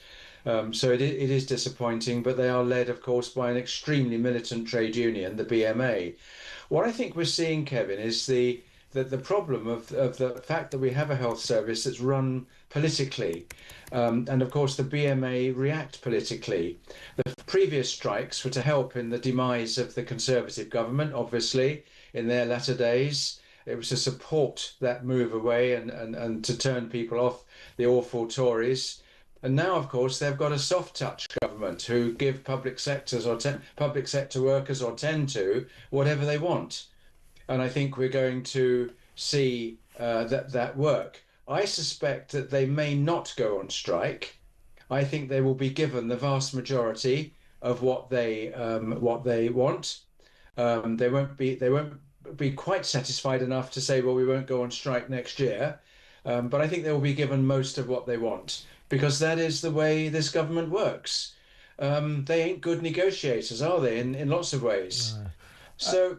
I'm not worried about the strikes so much. I actually think they probably won't happen, but I do think that they will get most of what they want, and that comes back to your point. Where's the money coming from? Well, guess what? It's going to come from tax, isn't it? I'm sure. More tax rises. We've got a £30 billion tax hit coming our way by the looks of it, to pay for all sorts of U-turns and to pay for this industrial dispute. The teachers are going on strike as well, or at least they're threatening to. They want a 4% pay rise. So do these doctors, and so on and so forth. Now, you say, let's hope you're right, Martin. I'm sure you know what you're talking about, that perhaps these people, when push comes to shove, won't actually walk out. But if these doctors are going to keep threatening strikes, and as we saw last year, quite often actually staging strikes, I don't care what anybody says. I can't believe that in this country, okay, we ban quite rightly coppers from going on strike for obvious reason. Police can't go on strike. We ban the army from going on strike. These are matters of national safety. If these doctors are going to carry on like this, I think we have to think about banning them from going on strike, because whilst I believe very profoundly in the right to strike, it's the bedrock of any free country, free Western democracy. To withdraw your labour is a sacred right. If that withdrawing of labour is going to threaten the safety of patients, threatening human life, we have to think about it, don't we? We have to sort of say, well, hang on a second, much as though we support your right to strike, you keep doing it, you are putting human lives at risk, and as such, I think we're going to stop you. We're going to ban you from doing this. Yeah, I mean, it's an interesting one, Kevin. I don't particularly like the idea of banning people from going on strike, like you don't. However, where you have a single monolithic organisation in the UK employing all the doctors is unlike anywhere else I can find in the world that this happens, that they're state employees, that invites this kind of activity. Now, one of the things that I think should happen maybe is that if they are so keen, if this is so important to them that they keep pace with the rate of inflation ever since 2006 or whenever it was, then not going on strike could be a point of negotiation. Yes, we'll give you this, this and this. However, your right to strike will be withdrawn if we do. How much of a problem, Martin, is the BMA? I mean, pompously called the British Medical Association. It's actually a two-bit left-wing union. That is all it is, a trades union. And it seems to me that the members of this union are becoming an increasing problem. I could barely believe it. Was it 2 weeks ago, or was it last week? I can't quite remember. When members of the BMA came out and criticised the Supreme Court's decision over biological sex, when, oh my God, after 5 years of intricate legal negotiations and discussions, our Supreme Court judges said, basically, we've decided that a woman is someone who is born as a woman. That's what a woman is. Oh, really? Thank you very much. Anyway, that's the definition. You have to be born biologically female. That is what the definition of a female is. The doctors, members, medically qualified doctors, members of the BMA, came out and denounced that decision, that obviously correct and wise decision by the Supreme Court, as scientifically illiterate. These are doctors saying, actually, you can't define female biological sex. Yes, you can, and a doctor ought to know about it. So we now have a militant union persuading its members, medically qualified doctors, to talk utter claptrap about scientific truths. This is very worrying. Yes, very, very worrying indeed. And it's patently obvious, isn't it, that, you can't turn a man into a woman or a woman into a man. It's quite simple biological fact. It never needed to go to the Supreme Court, in my opinion. It was so blazingly obvious that it was just a gesture from the government, who wanted to sit on the fence and blame the Supreme Court for whatever flack arose from it. However, what I think we have to recognise, Kevin, is particularly with the younger of the now so-called resident doctors that we used to call junior doctors, they have just come out of the academic environment.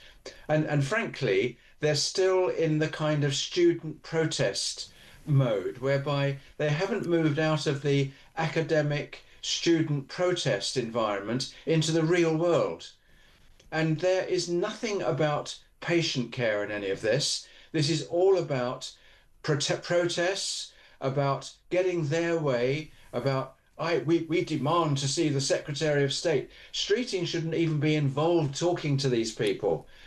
And the way to deal with it is for this to be subcontracted to NHS employers. They can talk to them. They know what the budgets are, and if they want to do it, then obviously, if you've got the one way, of course, you can pay the doctors a lot more if that's what they require, is to cut costs in other areas, which could simply be done. And maybe, Martin, a big story yesterday, the front page of the Daily Mail, that all of these hundreds and hundreds of middle managers who earn £100,000, £200,000, $300,000 and even more, maybe we could cut their wages, get rid of some of them and pay for more doctors, more nurses, maybe even this pay rise. Good to talk to you, Martin.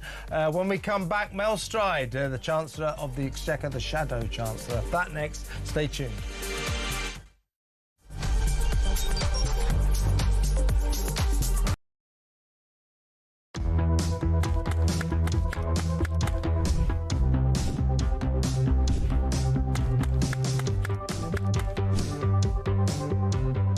Is it transphobic to say only women have a cervix? Well, it is something that shouldn't be said. It is not right. A woman is an adult female, and the court has made that absolutely clear. I actually welcome the judgment because I think it gives real clarity. It allows those that have got to draw up guidance to be really clear about what that guidance should say.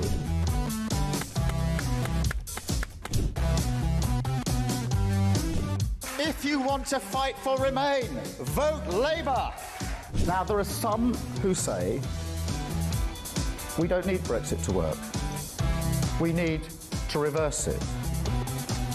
I couldn't disagree more.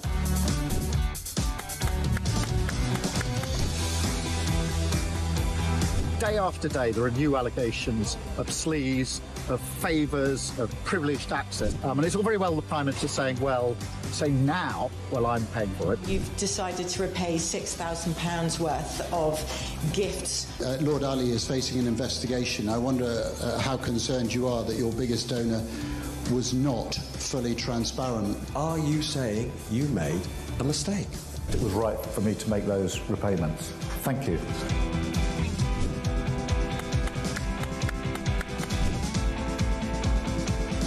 Of course, I wouldn't want Donald Trump round for dinner, but don't underestimate the danger to the world if Trump is re-elected this time around. I'm anti-Trump.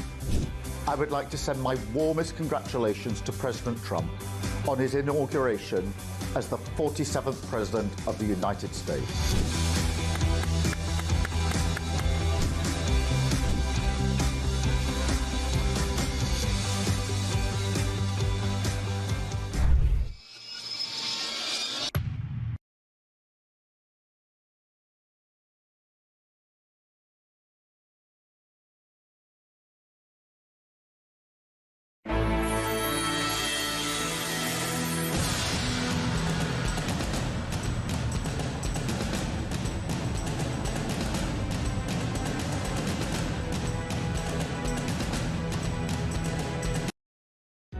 Across the UK, on DAB+, on your smart speaker, on your smart TV, and on your side.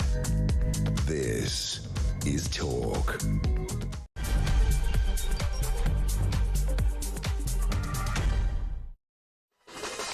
Welcome back. 1 hour to go on this morning's Morning Glory. I'm Kevin O'Sullivan. I'm in for Mike Graham. Mike Graham having a well-deserved break. He will be back with you tomorrow morning. Been an honour and a privilege to stand in for the great man over the past few days. In a little while, a little later in this hour, we're going to be asking the question, why exactly did the wife of the President of France punch him in the face? We'll try and find out what's going on there. So that's the big question today. Why did Madame Macron punched Monsieur Macron in the face while everybody could see. Why did France try to deny that this even happened? They said, oh, it's all made up. So that's AI footage. It's like, no, it's not. They had to admit it wasn't AI footage. So we'll try and delve into that in just a little while. Before we get to any of that, very pleased to welcome to the show the Shadow Chancellor of the Exchequer, Mel Stride. Welcome, Mel. Thank you, Kevin. Good morning. Good morning. Can I ask you a question a bit from left field, but I'm trying to get to the bottom of this. Yesterday, I had on one of your colleagues, the Shadow Justice Minister, Stephen Mullen.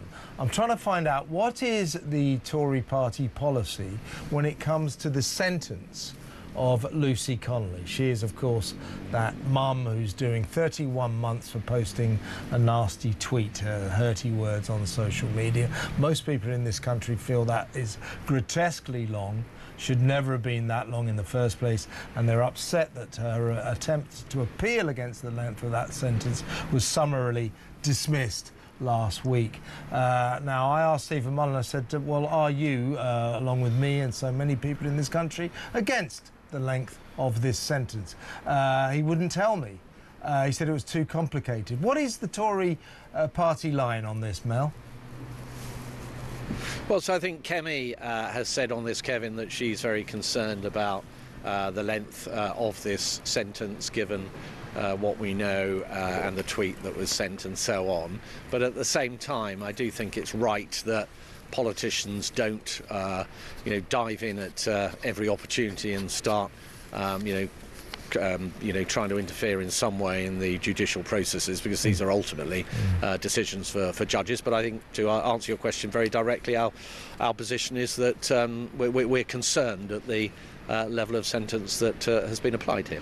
Yeah, that's what I thought, because Kemi Badenoch had said as much, and that's why I was a bit confused where the Tory party's Shadow Justice Minister didn't seem to want to discuss this and would not concede that it was too long a sentence. So thank you for clarifying that, Mel. Let's talk about more of your sort of brief, really, here. Now, we've just been talking about the doctors going on strike again, potentially. They're asking for a 4% pay rise. We've got this blizzard of backtracking and U-turns by a government in chaos, particularly our Prime Minister, allegedly sort of U-turning last week on the winter fuel allowance, plus all the other tax, benefit cuts that they are now talking about reinstating. Now, this is going to cost us, just as these sirens come in, of course, this is going to cost us, we're hearing, sort of another £30 billion tax grab by our increasingly desperate Chancellor, your opposite number. We're going to get hit by yet more tax hikes, aren't we? Well, the problem here, Kevin, the root of it is the mismanagement of the economy. So this was a government that said in opposition during the election that it was going to go for growth. It would not be putting up taxes left, right and centre. They promptly got in. They slapped a huge tax on jobs, on businesses, which has stifled growth. Part of that tax, of course, has been passed on by way of higher prices and higher inflation. They've also borrowed a lot of money and are spending a lot of money. That also is inflationary as well. And that's one of the reasons why you're seeing this tension now between the unions and public sector workers, is that this government has seen inflation soaring upwards, whereas we had got it down to bang on target on the day of the general election. And the final thing I would say is that inflationary policies, what they also do is they mean interest rates stay higher for longer, and one of the consequences of that is if you're adding a lot to the debt all the time, which they are, is the servicing costs at these higher interest rates become really jaw-dropping. It's costing us £100 billion a year. That's twice what we spend on defence just to service the debt that this government is adding to. Absolutely, man. Now, are you worried, concerned? Because in about a couple of hours, 11 a.m., Nigel Farage is going to make a big speech, mainly about taxes. He's obviously cashing in on the chaos that is engulfing Keir Starmer's government right now with all of this tax turmoil. He's going to announce that Reform UK would no questions asked, no ifs, no buts, restore completely the winter fuel allowance. Unless we forget, that means every pensioner in the current country getting £300 to help them through the cold winter months. Keir Starmer announcing something very different last week, by the way. That was not a U-turn.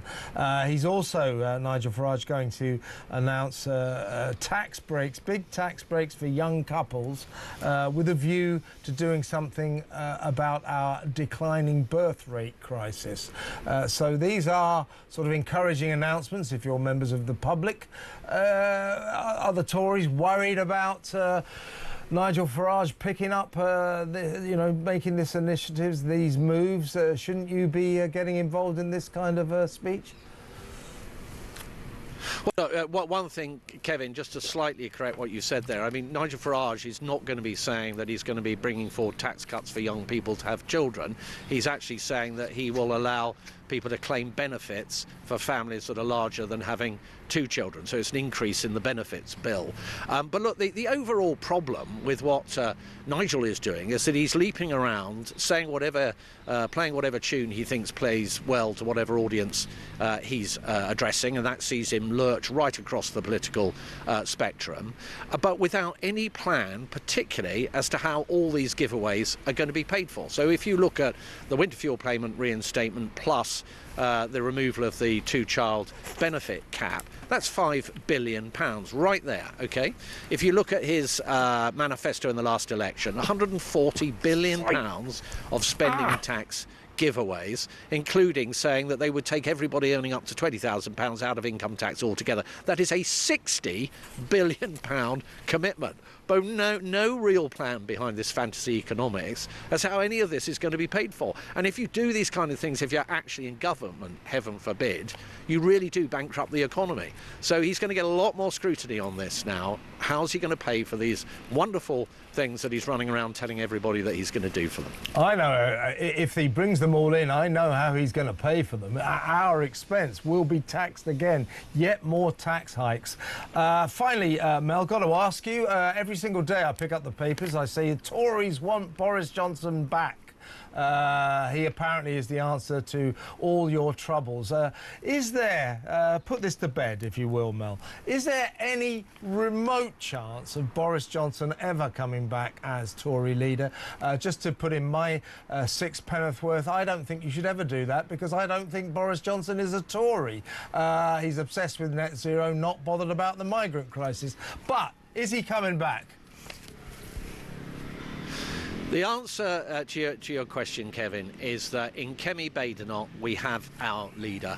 We've got a lot of work to do. We've got 4.5 years now to put together the policy platform for the next general election. She is going to lead us through that. It's going to be bumpy. The polls are going to go up and down. People are going to get very concerned at one moment and so on. But I'm absolutely convinced that under her leadership we can do that hard piece of work and get it back into contention in time for the next general election. Well said, Mel. Good to talk to you. Thank you very much for your time. That's Mel Stride, Shadow Chancellor of the Exchequer, obviously standing outside Parliament there.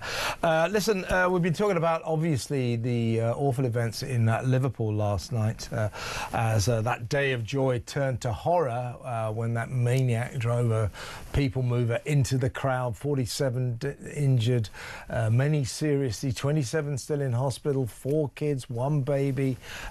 Some of the injuries very, very critical, we are told. So we're going to talk now to someone who was in the thick of it, an eyewitness who was right there as this horror unfolded.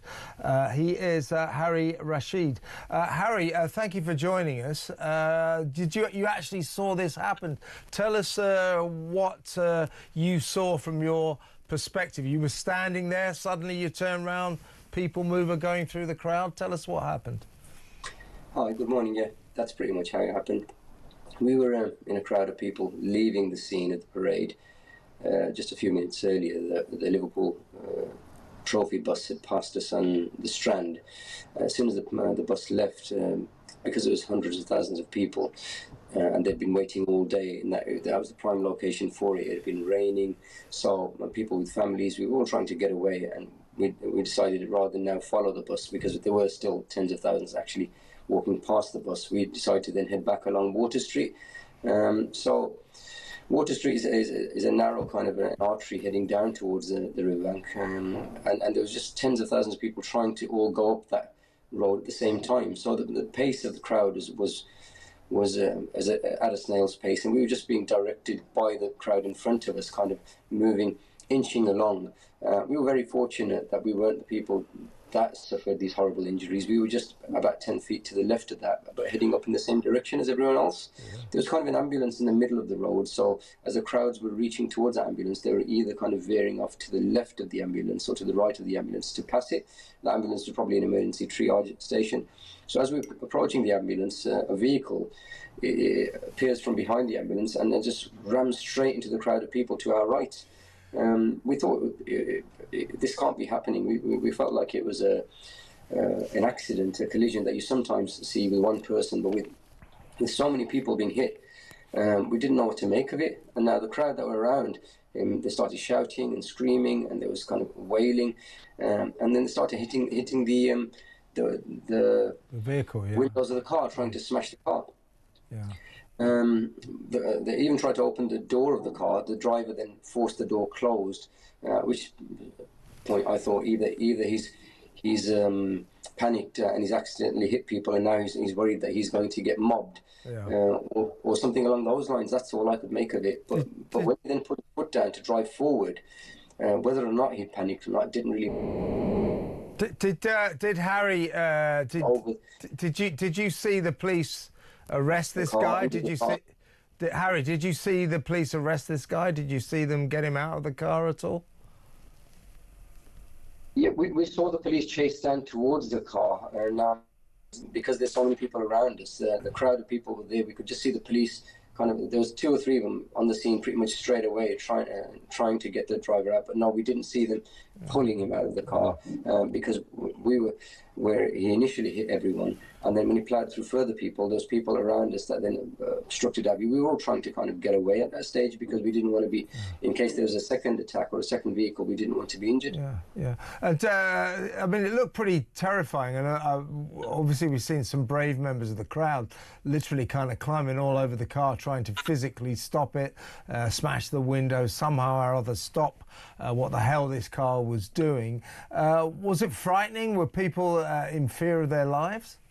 It was extremely frightening that we were there. I was there with my family, with my daughters, my wife. There's lots of people there with young children, 5-6-year-olds and even younger. So when you have vulnerable people around you, especially children, you worry for the kind of carnage that could be caused, and yourself, then you're not as worried as the people around you. And because the people had been knocked down, and amongst them there was a young person there that I could see clearly on the ground, not able to move.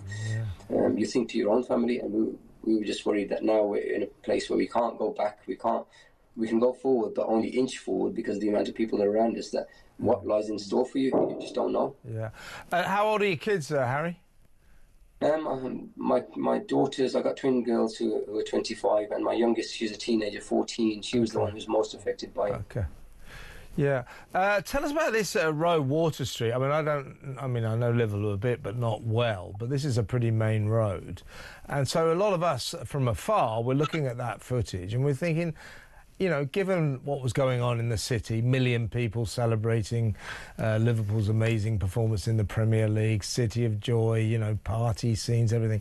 Given what was going on, we're all a bit surprised that a vehicle, a people mover, was able to get in among the crowds.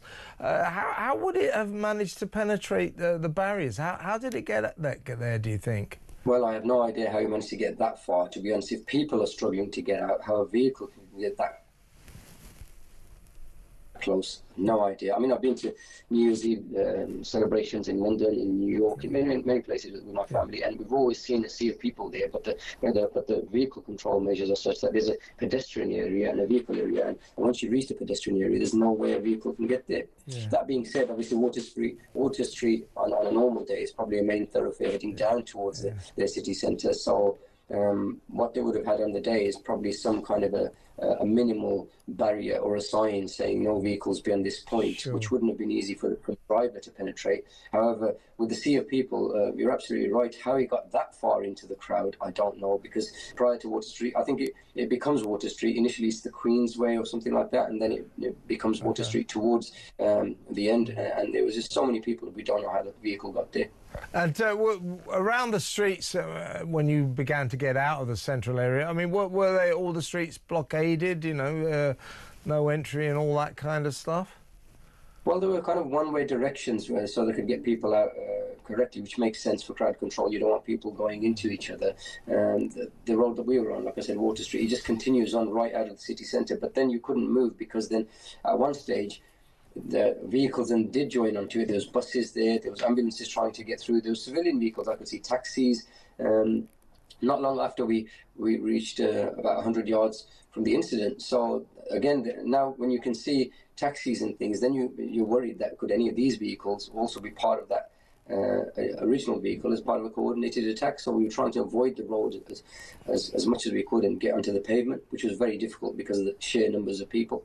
Harry, I'm really glad that you and your family escaped the worst of it, and thank you very much for updating us with your eyewitness account. That's Harry Rashid. He was there as all that horror unfolded with that people mover, making the point, you know, so there's a guy right in the middle of it with his family. Terrifying. He's telling how scary it was, making the point that everybody there is going, how the hell did this people mover ever get in here?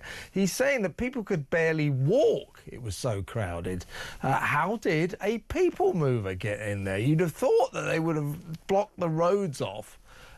So that will be the big question. How did a vehicle get in there? Did they adequately block the roads off? One would have to say right now it doesn't look as if they did, but somehow or other that vehicle got in there and caused carnage. Absolutely horrifying scenes. Let's go to break now. When we come back, as I said earlier, the Education Department, run by that vehement, vigilant class warrior Bridget Phillipson, they're going to bring back the next generation with training opportunities. Apparently lots and lots of apprenticeships are going to be offered, a new interesting way at looking at education in this country. We couldn't get anyone to come on from the Education Department if they want to sell their policies. You would have thought they might have wanted to talk to someone like me, but apparently not. So we're going to talk to the chairman of the Campaign for Real Education, as someone who knows actually about education, unlike, I suggest, many people in the Education Department, and maybe probably unlike the Education Secretary herself.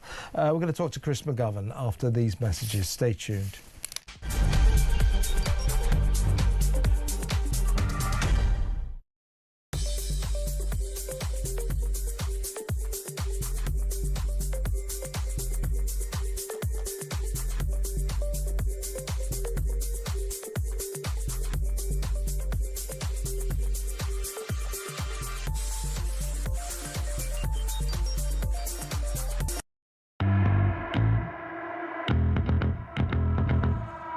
And he has, exactly as you've described, been played by Putin all along.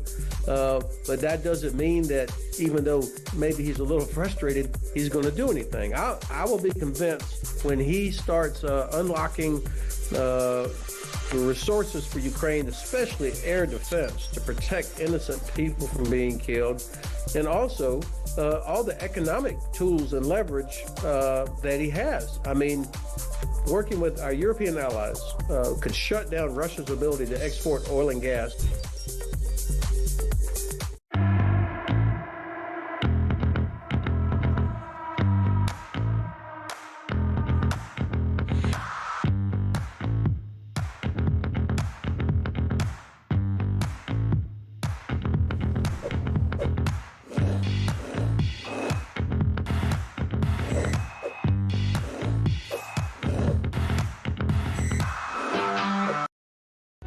Across the UK, on DAB+, on your smart speaker, on your smart TV, and on your side. This is Talk. Welcome back. Let's talk about education. A big initiative by the government today promising more training for under 21s in England. So apprenticeships rather than classrooms. Only students under the age of 21 will qualify for funding for these apprenticeships, thousands of them apparently.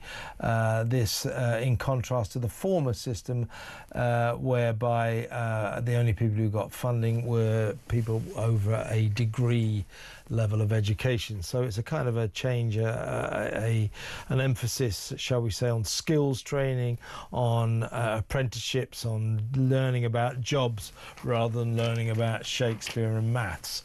As I say, I don't understand why they would say, oh, look, it's a brilliant new approach, and then say, I'm not available for interviews, but they're not. So let's talk to someone who does actually know about education. He's the chairman of the Campaign for Real Education, Chris McGovern. Welcome, Chris. Why would you think that Bridget Phillipson and her gang would make this big announcement yesterday? Oh, it's going to revolutionise apprenticeships, a whole new approach. It's amazing. It's going to sort out all of the country's problems. So people like me go, OK, great. Well, why don't you come on to our major national breakfast show and tell us all about it? Oh, no one's going to come on. Why would you think that would be the case? Yeah, I've dealt with the education department for decades, you know. Look, what they've come to here is a no-brainer. I mean, we should be training young people for jobs which are going to serve the country's economy. And what Bridget Phillipson is saying is, of course, it's welcome because we need to have more young people training to be engineers, builders, nurses and so forth. And also, Labour Party, the Labour government, as previous governments, are confronted with the fact that we need immigrants to fill the gaps in our skills, and that means that we have to bring people in to work in the health service, to work in engineering and construction and all sorts of jobs. We need to be training our own young people. It is a no-brainer. But what I would say, Kevin, is that it's a bit of a sticking plaster, really, because what the government should really be looking at is what happens quite early on in secondary school. I would say that probably at least from the age of 14, children should be allowed to go on either a vocational training curriculum pathway or an academic pathway. Some schools, Switzerland's an example, they do it at 11. You either go academic or you go vocational. In China, they do it at 14. But certainly, yeah, it's good to say we need more apprenticeships, we need more support for skills, job-related skills. But actually, we need to be doing it much earlier. And this government, again, is a sticking plaster. We need to look at comprehensive schools and convert them to bilateral schools, so that in a comprehensive school, you can go on a vocational pathway or you can go on an academic pathway. Both are valid. We need both, but we desperately need more training in vocational education. Yeah, they're talking about promising a total of 120,000 new training opportunities for construction workers, engineers, healthcare staff and other trades. This is all promised before the next general election. I mean, what's the backstory here, Chris? Is it that we've been getting it wrong, that we haven't been sort of singling out pupils who perhaps are more geared towards, vocational careers for learning skills than perhaps academic work? Have we not been getting that right until now? We certainly haven't been getting it right, Kevin. We're very snobbish in Britain. We value the academic side of things very highly, and we tend to look down on getting your hands dirty. And that's a particularly British trait, I think. Funnily enough, after the Second World War, 1945, the Education Act then did set up technical schools. There was a tripartite system of grammar schools for the academic, and there were secondary modern schools, but there were also a technical school, but they never really got off the ground. So the instincts, even in 1945, were that we should have technical schools. We've got a real problem here because unlike most of the rest of the world, we don't provide for children, young people whose aptitude is not academic. And we've got a crazy idea that somehow, if you're like me, a historian, I'm somehow superior to a bricklayer or a plumber or an electrician. Well, I'm not. And we need to get over this attitude. And young people need to be told and shown that They can go and become a plumber, an engineer, a builder, whatever, and they can get a very good lifestyle, a very good salary, and it's not inferior. I mean, you know, I look up to engineers, I look up to electricians, and they tell me how much I've got to pay them. And look, we've got a problem in terms of estimations of how we view people. It's a very British characteristic. We've got to get over it. And so, look, I'm not going to criticise Phillipson, but she has stated the obvious. We need more skills training in this country, but it just needs to start a bit earlier, I think. Well, the last point about Ms. Phillipson, she came in when she was appointed to this lofty position, Secretary of State for Education. I mean, she's from Newcastle. She's got the fire burning within her. She's a socialist, you know. So her big announcer, first, of course, she's been right behind the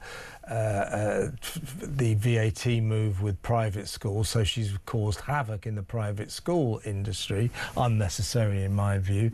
Also, her first move, which I found very disconcerting, was her first announcement. She came in, she inherited something called the Freedom of Speech on Campuses Act. So this was something that Rishi Sunak brought in to basically enshrine the right to freedom of speech on university campuses. Bridget came in and said, I don't like the sound of that. I'm cancelling that. I don't want freedom of speech on university campuses. Do you trust this woman? Do you think she is the right person to be our Secretary of State for Education? Kevin, I've dealt with a large number of Secretaries of State over the last 30, 40 years. With the possible extension of David Blunkett, I haven't been impressed. Not even by Michael Gove, who's highly lauded. I advised Michael Gove. He was highly lauded, but I don't think he did much good either. Is she up to the job? Of course she's not. She doesn't know very much about education. She would never listen to the likes of me in the campaign for real education because we won't tell her what she wants to hear. The free speech issue in universities is incredibly important, but she doesn't want to hear certain students saying certain things, so she clamps down on that as well. You know, we need an open debate, and some of these ministers and secretaries of state need to cast the net a bit wider and take ideas from people who perhaps don't toe the establishment line. You can find everything in education. You can find politics. You can find arguments. You can find statistics. You can find something in everything. But what you can't find in education is the truth. You never get the truth. You can look as hard as you like. You get a load of statistics and a load of advertising of a massaging of the truth. And we need to face up to the fact that this country is in serious difficulty educationally. We are falling behind many other parts of the rest of the world, particularly in Asia. We're about 3 years behind by the age of 15. And if we want to see our economy in 20 years' time, we look at our education system today and know it's not up to scratch. And Bridget Phillipson doesn't understand that. She's a politician. She's a career politician. Never mind what she says, look at what she's doing, and we're getting nowhere, and we're getting nowhere fast. We've got to catch up with the rest of the world. You confirmed the concerns that I have about Bridget Phillipson. Thank you so much, Chris McGovern, Chairman of the Campaign for Real Education there. Let's go straight over to a call now. This is Adam from Nottingham, who did an apprenticeship. Hello, Adam. Hello, hi, yes. So you did an apprenticeship when you were 22. What was that? 22 or 23. It was through this Nectar scheme, which doesn't exist now. But it was just a case of, just my point is this 21 cap just doesn't go far enough.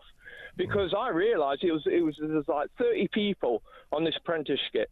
On this apprenticeship, it was me and this other guy, same age as me. We're the only two people that passed. The other younger ones, they just weren't bothered. They were just put there, forced to be there, not bothered at all. What was your apprenticeship in, Adam? What did you learn? What skill? Carpentry and joinery, and I still do that to this day. OK, so how long ago was it when you did that training? Well, I was 23. I'm 47 now. OK, no, seriously, so it set you up for life nicely, yes? It did, yes. It did. Yeah. It did. Absolutely. It was a great thing for me. But like I said, I think it was older people that would appreciate it more. Somebody that's I'd been on site. I've been on site since I was 13. Yeah. You know, being a labourer and bricklayer's labour and all that, and looking at all these jobs, saying I can do this, and I went and did it. But a lot of the young lads, they've not even experienced that, and they just think a lot of them just thought they didn't need to be here, or this isn't. this isn't for them. And I still know of a few of these people, and they're doing nothing. They're sitting in the council house collecting the dole. Doing nothing. And did you find when you were at school, Adam, you know, I don't know whether you were academically inclined or not, but did you find you clearly had an interest in some kind of, you know, physical career, a manual career, as it were? Did you find that the school system was far more interested in teaching you about King Lear and Shakespeare than it was encouraging your interest in carpentry? Well, I'm a unique case. I've actually been on your show before talking about the ADHD and dyslexia, which I am. So I kind of went to a special school where they still didn't recognise the conditions I had. But yes, they still tried to ram down my throat a bunch of irrelevant stuff that wasn't within my head to want to learn or be interested in. I was always interested in going outside, building things. I never learnt in the classroom. I only learnt when they took me out of the classroom. That's when I started learning. Yeah, I think a lot of people might say that. Adam, thank you very much for calling. That was really interesting. Thank you. Adam in Nottingham there.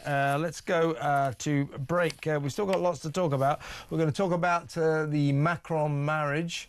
Mr. and Mrs. Monsieur Macron and Madame Macron having a punch-up at Hanoi Airport.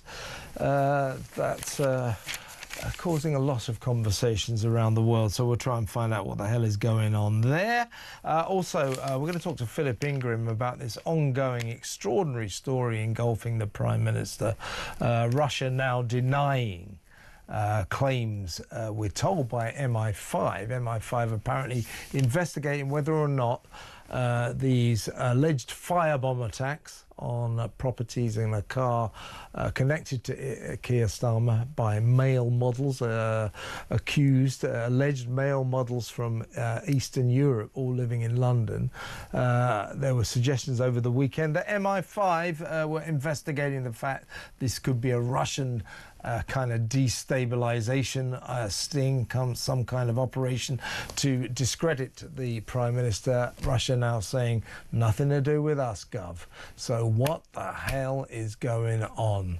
The Prime Minister, two houses connected to the Prime Minister, a car apparently connected to him a couple of weeks ago, firebombed. Allegedly, the perpetrators of these attacks, these arson attacks, all charged with arson with a view to endanger life, were all male models from Eastern Europe living in London.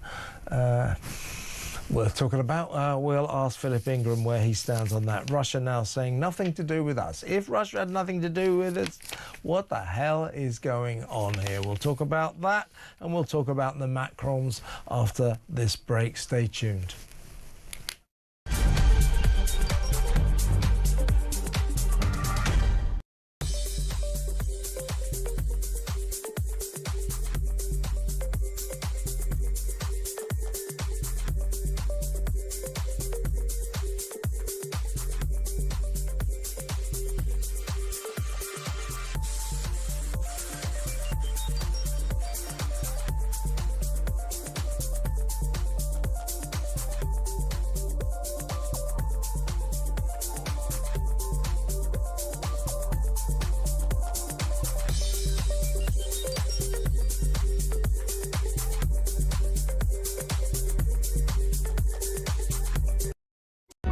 Across the UK, on DAB+, on your smart speaker, on your smart TV, and on your side.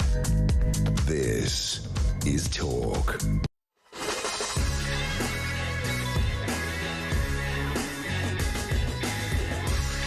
Welcome back. Right, let's go straight over to my next guest. Big story of the day. We need to discuss this punch-up between the President of France, Emmanuel Macron, and his wife, Brigitte Macron. He's 47, she's 72, but don't let that lead you astray. Apparently, she can still pack a punch, and you can see it. She punches him, you know, pushes his face as the aeroplane door is opening. They're taxiing into Hanoi Airport over there in Vietnam.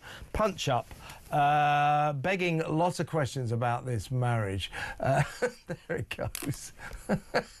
How not to arrive in a country if you're the president of France, as staged by Emmanuel Macron. Look at that. Well, let's go straight over to my guest and see what we can make of all this. She is French journalist, columnist at the Telegraph over here as well, Anne Elizabeth Moutet. Welcome to the show, Anne Elizabeth. Hello. I mean, what does this tell us about their marriage? A lot of people saying it's always been an unusual marriage. She's 72, he's 47. They met while he was a 15-year-old pupil at school and she was a 40-year-old teacher. She subsequently left her husband, married Macron. It's not a normal situation. And now this. What do we know about their relationship? Is it fiery? Is it tempestuous? Is this par for the course? A punch in the face as they arrive in Vietnam? What's going on, Anne Elizabeth? It's very surprising because we've now had them in power and under a microscope, so to speak, for 8 years. And they are a very loved-in couple. And that's not just that they hold hands and stuff like that. It's that usually, and some opposition politicians criticize it, but other people find it rather touching, is that they look at one another before one of them speaks. And there's a real complicity. They're also friends. Now, it's he's probably just checking that she's not going to hit him. I know we can make all the jokes, but it's not. If you watch the video, it is not exactly a punch, but she definitely is angry, and she is pushing him by his face. You have to also realize that she is 7.5 stone, including her stilettos, and he's an amateur boxer. So I don't think he was at any moment in any danger, but certainly she was angry.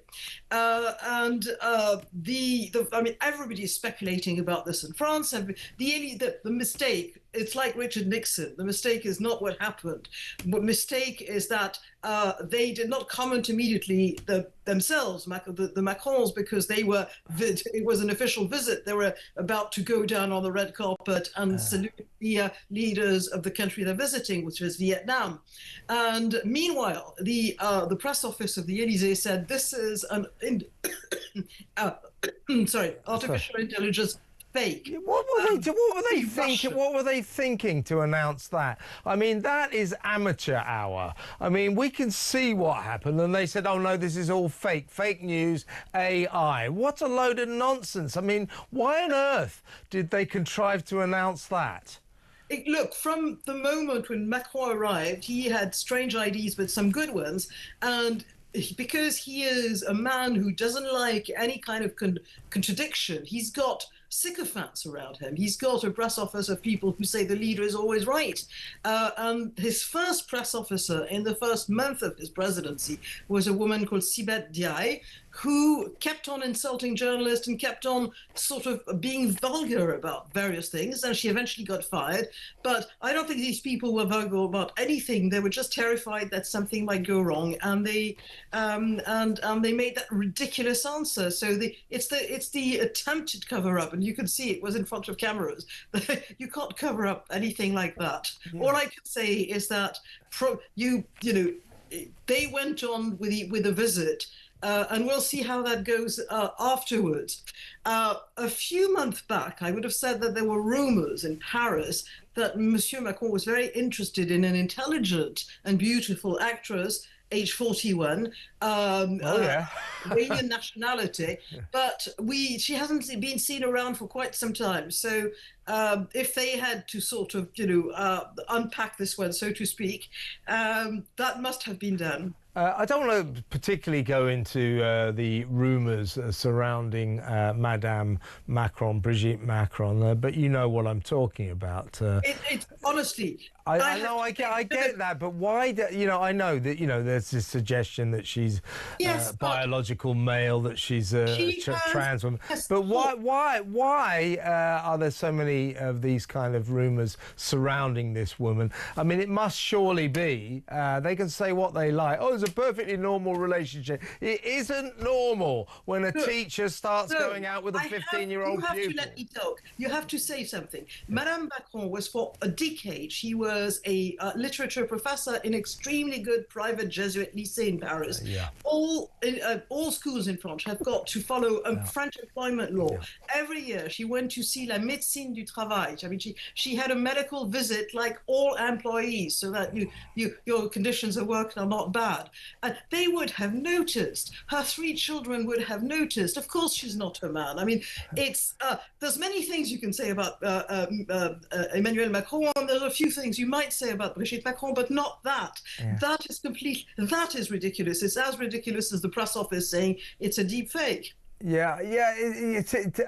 it might be ridiculous, but it still begs the question. The reason this woman is subjected to these kind of gossip mill rumours, is because of the backstory.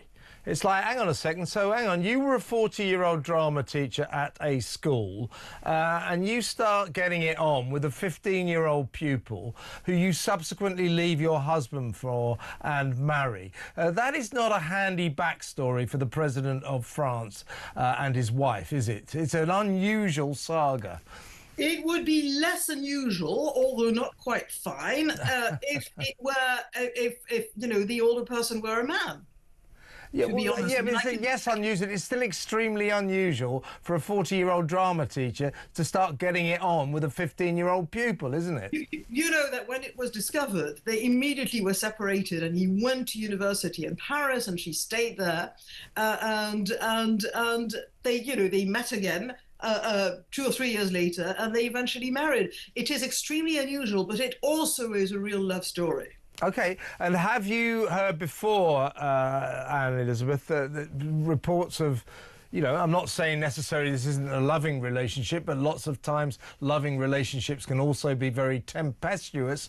Have you heard reports that these two have quite a fiery relationship? Actually, not so much, because she admires him intensely and he admires her intensely, and you can see this when they're together. There are opposition politicians, especially Philippe de Villiers, who was a minister 20 years ago, who's outraged that he listens to her, who's outraged that he has political conversation with her, which is a very misogynistic thing, by the way. But I always like evidence from enemies, because usually when they argue something to sort of support their arguments against someone, they're usually very sincere. No, not so much. And we were all surprised. But I'm not going to say it's nothing to push someone again who's much stronger than you are. But it's the first time we see something like this, which is also very surprising. Absolutely. Last question, Anne Elizabeth. Very good to talk to you. How is this being greeted in France? How are the French newspapers and the media covering this extraordinary bust-up at Hanoi? No, I mean, it is completely massive, because we are already in political campaigns. Next year are the municipal elections. The year after that, in 2027, exactly in 2 years' time, there will be a presidential election in which Emmanuel Macron cannot run, and therefore he's a lame duck. And he's been doing a great deal of foreign policy and international policy, including on Ukraine, with Keir Starmer and others, essentially because that's the only powers that he really has free rein, according to the French constitution. Military and foreign policy are always conducted by the president, even if the PM is of a different party from his. And so he's got lots of enemies. He's not made just friends during his long presence at the Élysée. And so it's a big political affair, with lots of people saying it is absolutely regrettable that the official, the spokespeople of the Élysée have compromised the idea, which is perfectly true. And I heard you talking about something else in Britain, the firebombing in Keir Starmer, that, if they say it's a fake AI Russian thing, then how should we believe them when it's argued somewhere else? And we do know that the Russians do these things because they've been doing them provenly many, many times. Yeah, they do it, but it is a handy narrative to say everything bad you've heard about me as your dear leader is untrue because it's all made up by the Russians. It's a good way out of tricky situations. I don't think it is. And I look forward to the full explanation of what the hell happened on that aeroplane in Hanoi very soon. I'm sure you're going to write it, Anne Elizabeth. Great to talk to you. Fantastic. Anne Elizabeth Moutet there, French journalist and columnist at The Telegraph. When we come back, we've got lots of calls, got some messages, and we'll get you the latest from Liverpool as well, so stick around.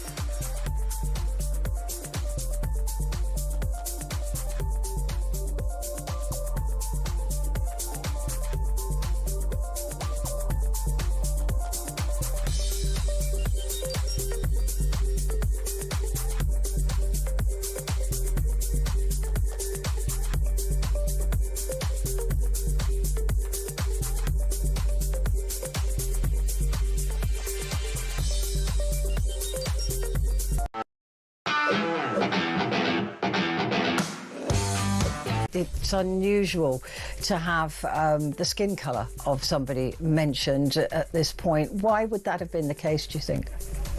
Because of the irresponsible behaviour of people on social media and some in the mainstream media, which we saw with the incident only down the road in Southport. The police, if they've not got any grounds to think it's terrorism, will say so really early on. It's quite sad, really, that the police are trying to second-guess what the social media will be doing with the information, rather than concentrating on doing that. Across the UK, on DAB+, on your smart speaker, on your smart TV, and on your side. This is Talk. Back, I've got loads and loads of messages. I'm really sorry I haven't read more of them out today, but it's been a very busy day, as you may have noticed, what with Liverpool and all that. But a couple of messages, a lot of love for Sarah Pochin, the Reform UK MP, who won that by-election so sensationally by 6 votes, the joy of 6 in Runcorn and Helmsley. So lots of love for her. This is from Nathan in Guernsey. He said, it's so refreshing to have Sarah Pochin as an MP. She comes across as so genuine and actually answers questions as opposed to 99% of politicians. It gives me some hope for the future of British politics and the United Kingdom. Know what you mean, Nathan. It was very... She's got that thing, as I said to her, she'll never get anywhere in politics because when you ask her a straight question, she gives you a straight answer. Don't you wish that more of them would do it? Like that bloke Stephen Mullen, the Tories Justice Minister, who yesterday wouldn't tell me what the Tories' policy was towards Lucy Connolly and her 31-month sentence. I just kept saying, does your party regard that as being too long? Well, not, oh, well, it's a bit more complicated. But it's not complicated. Straight answer, yes or no. Sarah gave me that answer. Here's another one from Mark. How refreshing to have someone involved in politics who actually answers the questions you pose to her. You know, you guys out there, you're realising that that was refreshing. You don't know how refreshing it is for people like me to have a politician on the line, ask them a question, and here's an idea, they actually answer it. It was a joy. Good for Sarah Pochin. I think she's going to go far. Now, let's go to the phone lines and let's talk to Daniel in Epsom, who wants to talk about Boris Johnson. We don't want him back, do we, Daniel? Kev, do you know what? A great couple of shows over the last couple of days. I've been glued to it. Thank you, mate. Fantastic. The problem with Boris Johnson and the Conservative Party as a whole is they still haven't quite grasped like why they lost, and what they keep doing is thinking, well, what we better do is get another leader. We better get another leader. Yeah. And all the time they're doing that, they're kind of forgetting the fact that half of the Conservative Party are like Lib Dems in blue ties. They're, you know, they are. Yeah, and they haven't worked out right, Kev, that you know, the reason that the public don't want to know them now is that all those 14 years they were centrist, con-socialist, they were weak, they were overly liberal, and they didn't do the things that we asked them to do. And now they kind of think, well, what we'll do is we'll change our leader and that'll make everything better. They're almost... If you're on the board at the 1922 committee, it's going to be really tough for you, but you have to get rid of half of your MPs that are not even Conservative. Yeah. You have to drain the swamp to have any chance of moving forward, because the public won't stand for it no more. For a long, long time, Kev, they talked tough and did nothing. Yeah, I mean, but you when you talk about non-Conservatives who are in the Conservative Party, I mean, people like Theresa May, what a joke, you're not a Tory. And Boris Johnson, not a Tory. Basically obsessed with all that green net zero claptrap. You know, rather save the country. Rubbish. That's not Tory. What Conservatives want is an end to all of that net zero rubbish. Stop wasting our time and our money with it. Boris Johnson thinks it's the key to the future. Also, he's completely diffident, shoulder shrugging about the migrant crisis. Never could give a damn about it. That's not Conservative either. So all these Tories who say bring back Boris, he'll make things worse. And there are too many people in the Tory party, as you implied, Daniel, who are like Boris Johnson. They're only there for God knows what reason, respectability or something, but they're not Tories. Boris Johnson is not a Tory. He isn't a Tory, and the reality is that I think all governments of any hue, you have to give the majority of Britons what they want and what they've asked for and what they've told you to do. So if the majority of the British public are saying we've had far too much immigration of all kinds for far too long, we don't want it anymore, we don't want illegal immigration, we don't want you using our money to put these invaders up in hotels and spending our money on it, we want legal immigration cut down to really low numbers, we want law and order back in our country, we want a sense of common decency back that we grew up with. If you're in power, it doesn't matter what hue you are, if you don't give the majority of Britons what they want and what they're asking for, then you'll be kicked out. You're kryptonite to the electorate. And that's why me, my family, everyone I know is all going to vote reform, because the Conlab Uniparty, Kev, is finished. They're so the uni party. You know, yesterday, hopefully you were listening, when I had that bloke Stephen Mullen on, who's the Tory Shadow Justice Minister, straight question. Do you believe that Lucy Connolly's sentence, 31 months, is too long? Does the Tory party believe it's too long? He wouldn't give me an answer.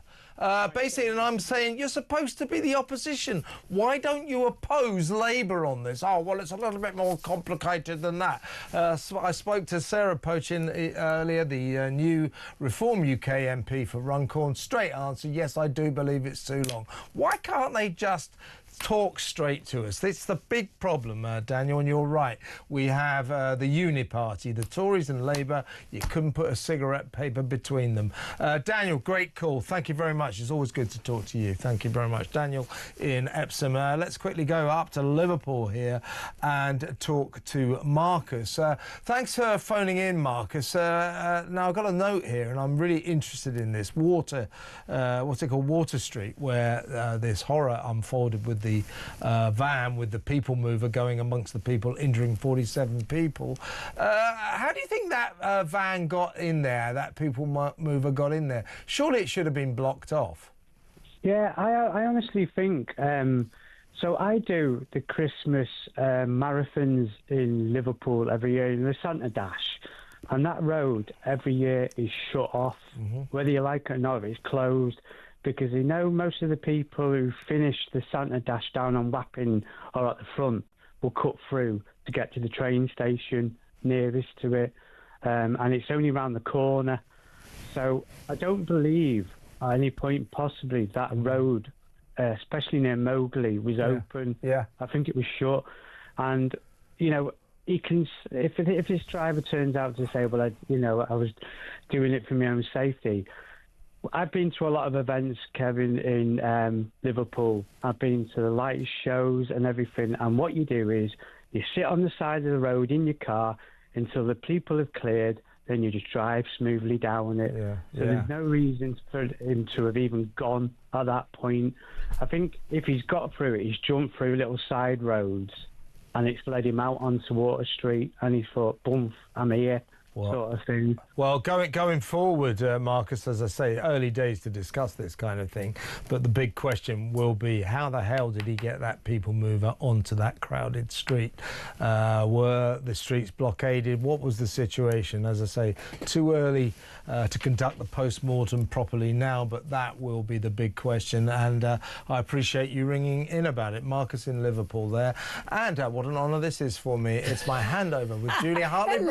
Hello, how are you? I normally just see you with a very large glass of wine in our hands. That's right, yes. Well, on a 24/7 basis, that one, yeah. So, Liverpool, what do you got coming up in your show? It's absolutely horrific, isn't it? I mean, thank God no one's died. I mean, that is an absolute miracle, isn't it? Look, we're going to be discussing the information the police give out. Because it is relevant. There has been a change since what happened in Southport, obviously. Going to talk about reform, big press conference in about an hour's time. Ending that two-child benefit gap, which I think is a disastrous decision. Winterfield allowance, giving marriage tax allowances to encourage people to have more kids. A lot of people like that. When did that stop? I mean, that was always the way when I was a kid, when I was growing up. And also Macron v Macron. You were talking about... Don't you love that story? Apart from the fact, imagine if he did that to her, would we be having the same reaction? Such a good point. Peter Blexley said that this was domestic violence. This was a crime unfolding. But also, there were lots of other people present. What do they do in private? Yeah. And also, did you see that the Elysee press office said, oh, no, this didn't is have all... AI. Yeah. And this is why people don't trust the authorities, because they lie all the time. Yeah.